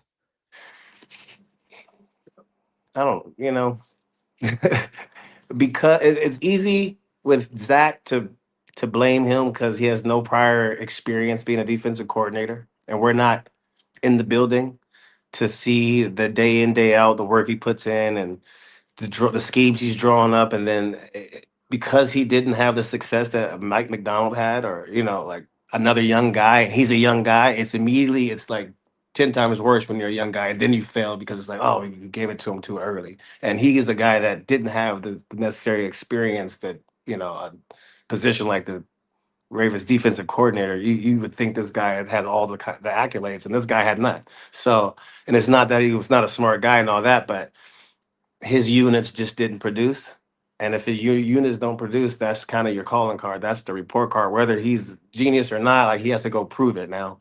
But his first 2 years as a defensive coordinator were underwhelming for Ravens standards, for defensive standards for us, even though we had our turnarounds and all that mid-season and all that. But, everything, players are playing different at that time. So, like, I think for him, it's going to be a little bit tougher because he had 2 underwhelming seasons at defensive coordinator. So, I mean, he's going to be a good coach, though. I don't doubt that. I don't doubt his work ethic. I don't doubt that Harbaugh's seen something in him that was great, and he can obviously go somewhere else and show that. But leaving the Ravens, it wasn't the best. He didn't leave the best taste in our mouth for that. If you were to take off your defensive hat and you think about the candidates, they're literally they're one away from a 10th double-digit candidate, at least having initial conversations with. And as you know, like, some of this is just for future purposes. Some of this is just to have a conversation. Some of this is happening virtually. And a lot of the timing has to do with, like, especially the guys that are still involved in staffs that are going to compete in the postseason. Like Denver, for example, they got theirs done yesterday because they have their bye. They won't speak to Joe Brady in Buffalo till next week because obviously he's getting ready for a playoff game. So, like, that's some of the timing. Who would you ideally tap? An offensive mind, a defensive mind? Does that even matter? Is it more about fit? Is there anybody within this year's candidacy that you find to be attractive for the Ravens fit? Yeah. I mean, because I'm a defensive guy and I'm old Raven mindset, and it's hard to take that off. Is like, do we want to change the identity? Because when we don't have Lamar Jackson anymore, our identity will still always be defense, if that makes sense. Like right now, it's offense because we have this electric player. But like, if we get an offensive minded coach, like we interviewed, I think his name was Davis Webb. Yeah. And I had he was really 30 years old. I checked him out and I'm like, whoa, this guy seems really seems like he's about it. Like he's serious about it and seems smart. He gets all these raving reviews and all that. And it's like, if it's an offensive minded guy, it's kind of somebody like that. Like you want to, who's played the game, understands it, but you want our calling card, I think, to still be defense. I don't want to go and change what the Ravens' history is because that's just, that's our identity. And you don't want to go changing it because we have a great player for, hopefully another 10 years. But I think defense is the way we go. Okay. Well, with that in mind, and look, you see the guys up on the screen. You got a blend here. You got some offensive minds. You got some defensive minds. One of them that's not on the screen yet, I would not be surprised, though, if ultimately, a slip is submitted to request, is the guy that you overlapped with in Baltimore. He, of course, he's under Jim Harbaugh right now in LA. Prior to that, he won a national championship as a play caller with Michigan under Jim Harbaugh. Jim then takes him to the NFL. And prior to that, like you know very well, he has a great track record in the building in Baltimore because of all the experience he got on your side of the ball under Harbaugh. What should we know about him? I mean, Jesse's a great coach. He's very, let's say, very Michael McDonald-ish in the sense that they both came in assistants, and those are the guys that, before games, you're like, hey, give me a couple of extra nuggets because those guys study the game so well and they know and they prepare very well. So I feel like with Jesse, I'm not going to call him Mike McDonald, obviously, but that's kind of the mold I would see him in. Like he's a defensive-minded guy. He was our DB coach and has respect of the players and communicate with us. When he used to run the meetings, when he used to do his time doing the meetings back then, it was like he did a great job. So he's not a person that's like scared to speak up and all that. So I've been watching his career since he left us and watch him at Vanderbilt, and he's been doing a good job. But that you just never know. Like I said, it's hard to know what the Ravens are because like I said, the guy Davis Webb, I'd never thought, who was that? Who was that guy? And then it's like, oh, okay. They obviously, have a different thought process than we do as fans, and they are looking at different stuff. But it seems like by the list that we're going offensive minded. It just feels like that.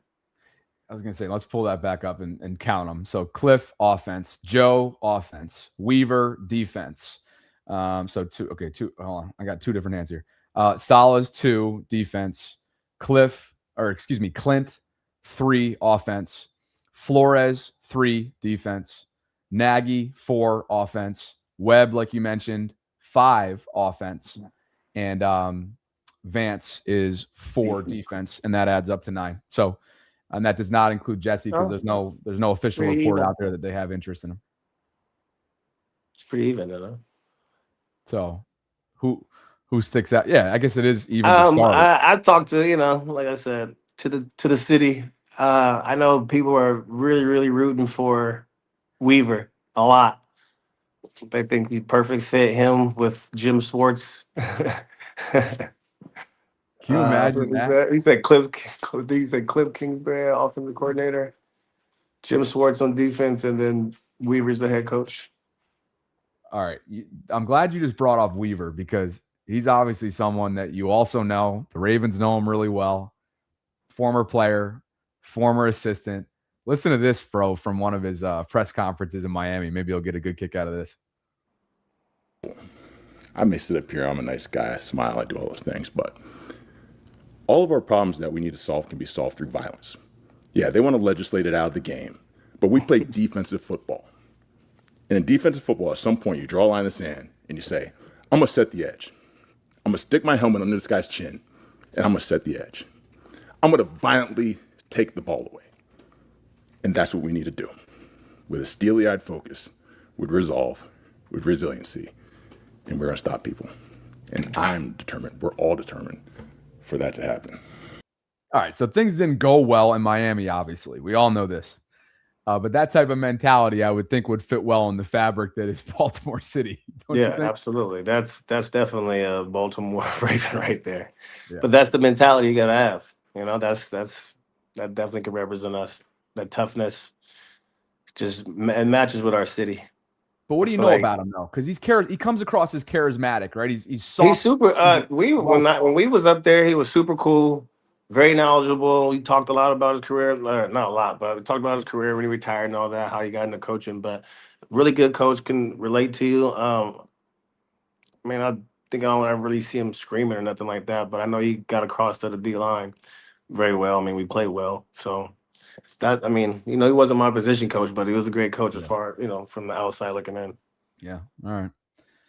Anything else on your mind related to your former team, or how's life? You just got out of the barbershop, you said, so you're well repped for today's segment. Yeah. But you're in letting it Baltimore, go. right? I was letting it go. You're in No. Baltimore, though, right? Yeah. Man, I'm living, just hanging out, enjoying this cold, I guess. Can't golf too much, so when you get a day of golfing, you try to get out there. But Oh, I Top meant to Golf ask. is- Yeah, where were you playing the other day? Well, at Top Golf. Top Top Golf is warm. Let's go. That's right. Well, I ended up relocating for a little bit. I'm down in St. Pete, so I won't rub it in too much. But we're looking at Yeah. You let me know Nice. if you and the boys come down to Tampa at all. I'll be down here. So That's nice. doing everything done. virtually. But and Sarah's in the tropics right now. She'll be sad that she missed you. But Yeah. anything else on your mind? This is great. Man, can't think of it. Sad day though. Sad day Yeah, I that was gonna Harbaugh say. kind of Have you Harbaugh had a got chance to fired. It connect with feels him? weird. Well, it kind of feels like because he is my head coach, and I know like I'm Raven. I'm not Harbaugh. I'm not a Harbaugh. Like I didn't play for the Harbaughs, Yeah. but it feels weird like him not being there. Like it's almost stranger when a new person's coming in, doesn't it? Like this Yeah. new guy. But when I sensed that young guy, I looked at all this guy's interviews, the Davis guy. I'm like, you know what? I was completely against offensive minded coaches at first. I'm like, I don't think that they're not going to be able to come in and keep our identity of who we are. We kind of lost, but we still get our players. But Ravens' identity is defense, and we can never lose that. Like it just has to stay that way. So getting an offensive minded coach kind of does scare me. But when you hear like certain offensive minded coaches that kind of have that, like, I get it in too. Like I'm a roughneck too, like one of those guys. Like Yeah. if we do get an offensive guy, I'm hoping it's somebody that has his offensive mind, but with like a defensive heart. You know what I mean? Sure. And that does aggressive. that does make me wonder, and I think a lot of people feel the same way. Like how much influence does the franchise quarterback have in that decision? Like ultimately, it's made by Bisciotti, right, and his hiring council, DaCosta, Sashi, Ozzie, everybody that's involved there. But how much do you think that Lamar would be involved? I mean, you plan on extending him, let's say another 5-6 years. It's a huge point because whoever you bring in here has to get the most out of him, especially if they're tied to him. So they got to have a working relationship, and obviously he's the star of the team. So we got to have a quarterback coach or an offensive coordinator that they're getting along with, and it's not kind of the rumors that we've been hearing going on. We got to have, they got to be linked. So if any of those rumors are true and any of that noise was true on the outside about the relationship between, Lamar and Munkin and all that, then you want somebody paired with Lamar if we plan on, keeping him, like I said. You want somebody paired with him that can relate to him, help him understand and just, basically reach his ceiling, like help him get high as he can go. But defensive minded coaches, I could see how that could, maybe he could relate to him on a mental level, but maybe not the same, with the X's and O's as, say, a Cliff Kingsbury compared to a Weaver type, But you're not kidding, though. What was this brand built off of? 30 years running, right? I think there's a lot of people that want to get back to that, reinvigorate it, reinstill it. Right. You were part of it. I mean, the Smash Mouth football days they're not over, but they've been minimized a little bit. You can't hit the way and all that. You seen the kid get kicked out the game last night for target. It was sad. The number 6, that it wasn't even that crazy of a hit, but it's just crazy. Like they take it all the way out the game, and I understand the safety aspect of it, but it's like it's football, and what we were just said on there, like you can't. There's nothing, no substitute for just doing it, setting the edge, putting your, you know what I mean? Like that's football. Yeah, the game that you once played, it looks a little bit different, and certainly is. Well, you getting kicked out of games, you losing money for what they call targeting, which was that back in the day was just he doesn't see, I'm gonna knock him down. Like that's the game. But yeah, I remember Kyle was ejected in London against Tennessee a couple years ago. So it's like you're playing football, but I get it. The safety, they want to keep the numbers up. But the people that choose to play football will always choose to play football. I know you like the no call though on the Hail Mary though, don't you? Oh yeah, I mean, how could you call that? How could you call that though? Yeah, I know. That was we have the benefit of replay and the luxury of that, but that was Oh well, you know what's crazy about replay? What is the benefit of replay if we can't replay everything? Like, you messed up on that. That wasn't a PI. Like, no, we got to keep it. We already called it. Like, we can't waive it off. Like, what's the point of replay then? Replay. We see that we've watched replays that were absolutely wrong, and they still like, all right, like Isaiah Likely's touchdown. Yeah. Why does he need to make a football move when he's in the end zone? He doesn't turn up and run. He doesn't tuck it. Like he caught the ball, went 2 steps. That's touchdown. 2 feet down. Why? You know what I mean? Like replay didn't help us. And then you say that Aaron Rodgers catches the catch, and you replay that one. Like we're all watching the same thing, and we're getting different. We're getting different answers. Yeah, so you're talking about week 14, and what about Zay Flowers' OPI? I mean, that could have been expedited. Yeah, like it's the replay thing is. What point is it if they're not going to really use it the right way? Okay, we see you actually scored here, but because we were embarrassed, we got to keep it. We got to keep our call on. We can't have our refs out here looking bad. Yeah, I mean, week 14 looks a little bit different. Maybe it's not winner take all if that outcome goes the other way in week 18 between the two teams. Right. Somebody's saying they got some super chats for you here. Let me see here. Dream says Jimmy's one of my favorite Ravens. Got 22 in my closet. That's Queon. I think you may have met him at one of Brian's tailgates. Okay. Let's see. Who else do we have here? Marcus says, hot take. I think the Ravens hire a defensive head coach and promote T. Martin to offensive coordinator. What if the Lamar and Monken disconnect was Lamar wanting T to call plays? Well, first of all, I talked with Todd for over 20 minutes last night on the phone. And then he hopped on a local podcast, Ryan Ripken's podcast, and put set the record straight on his end, at least, when it comes to this perceived or reported rift that there was between he and Lamar. He put that to bed. But the T. Martin thing's interesting, Jimmy, because clearly there's a rapport between the two. And T obviously has a ton of experience as a champion at the collegiate level, a former quarterback. He's worked with Lamar closely over the last couple of years. What are your thoughts on his role? I mean, connection-wise or familiarity-wise, it'd be a great connect. But I mean, he's been there. So if he's Lamar Whisperer, he's been doing a good job so far. I was going to say, would that kind of so let's say this search process starts to become a little bit more, it starts to materialize, right? And they say, and they go in the direction that you're hoping for and a lot of people are hoping for, and they're targeting a defensive-minded head coach. Then it gets interesting, right? Because can Lamar's influence in terms of, let's say he does want T to be his offensive play caller, but this defensive coach who ends up, let's just for the purpose of the conversation, Robert Saleh, has no ties to T. How does that start to play out in the dynamics of the search? Well, one thing I have realized in coaching is all of them hire their own buddies. Everybody is every coach in for the Ravens over the years, somehow is connected to either Harbaugh's father back in the day or somebody. They're all connected. Like it's not just random hires. Like just we don't know this person at all. It's like, oh, he worked for my buddy, and that like it's reference. So, I don't know. I think with T, I don't know anything about. I know him, obviously. I met him and all that. Know him coaching and all that, but I don't know like his offensive mind. Never watched the offense. He's, been the coordinator, and I don't know, that type of history with T. But I know from what he's been doing with Lamar. Lamar's been playing great. So especially the last couple years.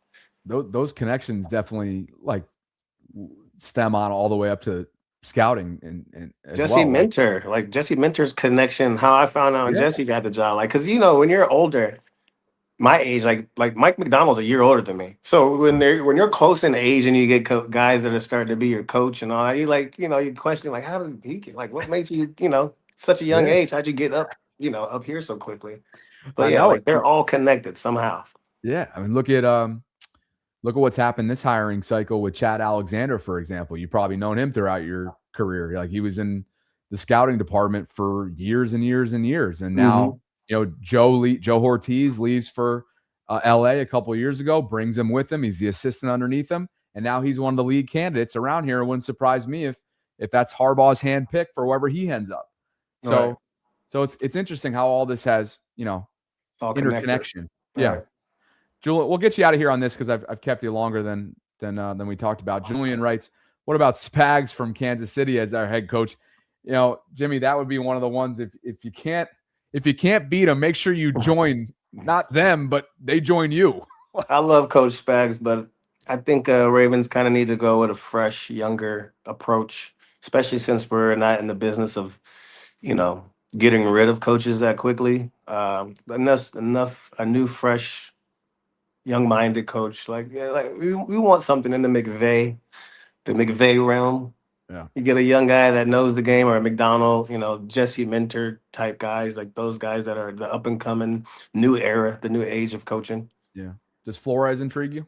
Yeah. I mean, I played against I didn't play against his defense, but I've, watched him over the years defensively, and his defense is always really good. So I think coming in, and he got kind of shorthanded did wrong kind of at Miami. They just kind of fired him. But, that year that he had a kind of really good year against, especially when we played him, was it 21, I want to say, when they blitzed the crap out of us. And that was, his defense. So from what I remember, he has really, really good defenses, and they're well coached. So I'm sure that, he'll definitely bring back the standard of defense to the Ravens. But at the same time, now that we've had a taste of what it feels like to have good offense, I can understand why fans are not like, hey, let's just go back to the defensive days where it's 13-7 and we're just crushing them on defense. I don't want to watch that either, to be honest. I want to see, a well-balanced coach come in and be able to get the most out of both sides of the ball. 2021 Thursday Night Football in Miami, covered 0 until the wheels came off. That was absurd. Yeah. They did not have a plan that night, but they did obviously once Todd got to Baltimore, and Greg figured it out the following year as well. But that kind of became the blueprint back then. Sir Gemini gets you out of here on this. Jimmy Smith for defensive backs coach. Book it. I'm the basketball coach right now. For which son? For Jalen, my middle son. Heck yeah, good for you. Hope you're enjoying it.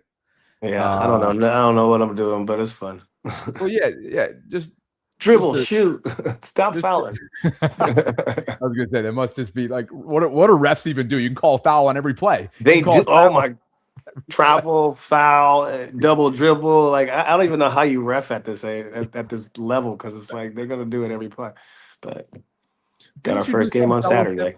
Within the last couple of years, didn't you do some fellowship in the last year or two? What you mean? The scouting thing? Weren't you involved in some sort of organizational opportunity? Yeah. No, I did the little scouting to check out being a scout. Okay. A year ago maybe. That's what I thought. So just a good experience, but just being a dad for now? Yeah. No job. Enjoy retirement.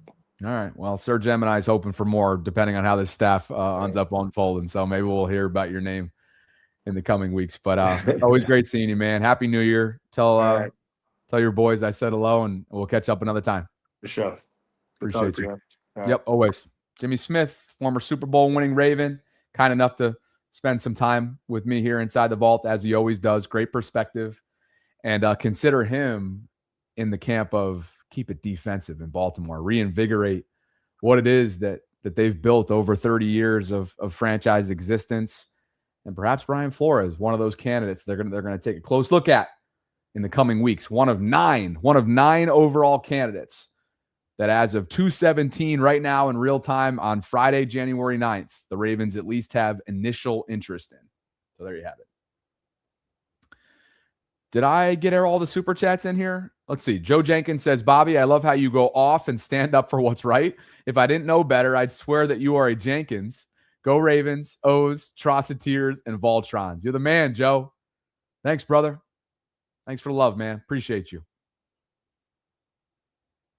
Let's see. Evan writes, my point is the Ravens head coaching position is a high prestige job opening. I don't think taking a risk on people who haven't had success at the head coach position or even had issues as coordinator is the move. I understand. I understand that viewpoint. There's other people that are with you. My thing is, I often see, right? Like, and sometimes you're in this camp, Evan, even though I know you have more, there's more to it than this. But when you see people immediately, right? I bring up a candidate and I throw somebody up on the screen. I'm about to give you like a full-blown breakdown and what I feel and who I've talked to or whatever on that candidacy. And immediately in the chat, it's, guy's a clown. Absolutely no way. That just drives me nuts in the live chat. And that was my point earlier on. So this is nuanced word of the day as to why you feel that the retreads are not an attractive option for the Ravens. And there's no question that this is the magnitude of this moment, the weight of this decision, the shape of the Ravens all really lies on the shape of the future, the next decade plus, all hinges on this decision by Steve Bisciotti and company. And there's no question about that. This is a significant moment in time in Ravens history. Adit, what's up, brother? What about Seattle defensive coordinator Aiden Durd as an option for head coach? Is it Dirty or Durd? He knows Mike's defense, and his British accent would be fun at press conferences. Okay, add him to the list, this laundry list of guys that I've been tasked with, including the passing game coordinator under Sean McVay in LA, which I haven't forgotten about. Hayes says, Steve Bisciotti and EDC in the front office, I trust in hiring the next legend head coach. Also, Steve is the founder of Aerotech. He has high levels when it comes to hiring. We've certainly talked about that all week long since this came down the pike. Marcus writes, since 2013, we had one great defensive season in 23, and I read this earlier on. Thank you, Marcus, for the super chat. Just forgot that I've already read it. Well, 2+ hours later, it's just been that kind of week, guys. Wow. Nothing else has truly mattered this week besides coverage, wall to wall, around the clock. I hope you guys have appreciated it. I hope you've enjoyed it. I hope you've got something out of it. And I hope you'll consider joining. Oops. Who did I just accidentally join? T+. I think I just accidentally invited. I don't know what this is, but I'm just trying to pull up the free access link for you guys to come and join the Discord server if you're interested in doing so. I'm going to go ahead and update on my way out here the live chat and pin it in the comment section. I just dropped it in there right now. It's a free 24/7 hub for conversations surrounding Baltimore sports. I thought Lamar tweeted at Adam Schefter here. This was clearly several years ago. Okay. Anyway, you see there up to the minute, there's chatter in here right now. Z is trolling me. Well done. Well done, Z. But as you can see, football chatter in here, baseball chatter, Washington Capitals hockey, basketball across the board at the collegiate and pro level. And when you do join, which is free, like Hellhound just did, Hellhound, member number 1,139. You guys are ridiculous. You get a shout out when you join. So I'd love for you to do so. It's a great community, great place to hang out. And hopefully you guys will consider joining that community. One more super chat came in on the way out here. And Joe Jenkins says T. Martin as offensive coordinator and Dr. Rush as defensive coordinator. What you think?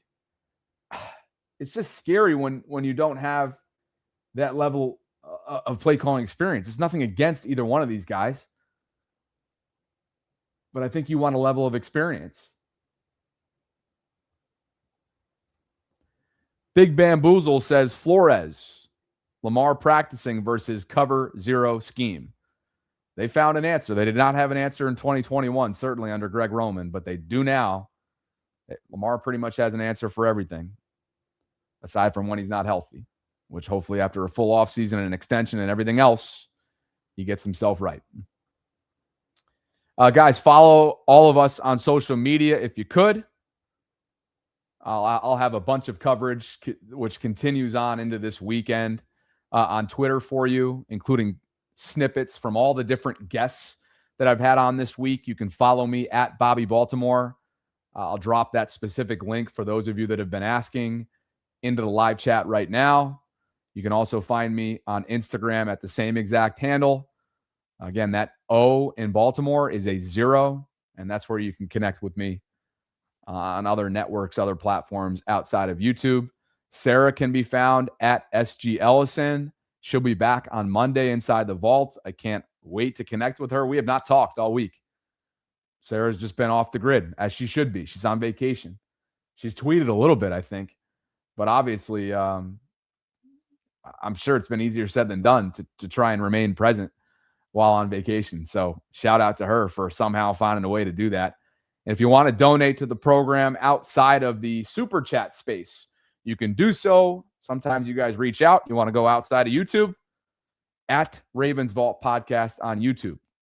Or excuse me, at Ravens Vault Podcast in the Venmo space is a great place to do exactly that. Nothing's ever expected. Anything and everything, always, forever and always, is appreciated. Guys, I cannot thank you enough for an unbelievable week. It began with a heartbreaking, gutting loss late Sunday night and a post-game show that went till 2 a.m. We turned around and gave you a full wall-to-wall day of coverage on Monday. Sarah flew to the tropics for a pre-scheduled vacation, and we woke up on Tuesday, not with the news, but more analysis, more fallout from what happened in Pittsburgh. And then around 5 o'clock, just as I was about to go live, the news of John Harbaugh's dismissal comes down. And ever since then, I swear, I haven't eaten right. I haven't really slept right. It's just been all this, balls to the wall, as much as we can possibly give you perspective, guest voices, coverage, you name it. And I hope that you've enjoyed the week. I hope that you're excited about what's to come. And I hope that you enjoyed what Jimmy Smith was able to give today, Ryan Ripken, and Sal Capaccio, which was 2 hours ago at this point. It's been a full throttle. Nothing else really matters, including social life, certainly romantic life, nutrition in a sense, which cannot continue. I have to get back to my non-Celsius diet and get back to working out because I've canceled every single one of my morning classes this week because of how exhausted I've been, giving you what, again, has just been around the clock stuff. So, again, thank you for all the support. Thank you guys for being here. And I look forward to getting Sarah back in the saddle on Monday inside the vault. I will be live later on this afternoon because why wouldn't I be? There's still more coverage coming down. Todd Monken will interview with Cleveland tomorrow for the head coaching vacancy that the Browns have available. And Anthony Weaver will be interviewed by the Ravens on Monday. I believe Matt Nagy is Sunday. So there's going to be a lot coming down, and where you can find all of my coverage, if you don't already, is on the Bobby Baltimore side of things. I would love for you guys to subscribe. There's daily content coming over there. I'm going to go ahead and drop that into the live chat for those of you that want to go check it out. It'll probably be at this point early evening hours, depending on what shakes out with the news cycle. And I look forward to having you guys join me over there a little bit later on. Joe Jenkins on the way out says, you and Sarah are the best. Never doubt that. Joe, we will never doubt your commitment to the program, man. You never miss a show, and it means a whole lot. So thank you, and I'll catch up with you guys later on this evening. The Vault will be back in action on Monday. Thanks to everyone who left super chats. Thanks to everyone who was all in all week long. It does not go unnoticed. And we'll catch up with you soon. Thanks to ZipRecruiter. Thanks to Manta Sleep. Thanks to all of our guests. Hopefully Sarah had a wonderful, wonderful vacation. I'll catch up with you guys soon here inside the vault.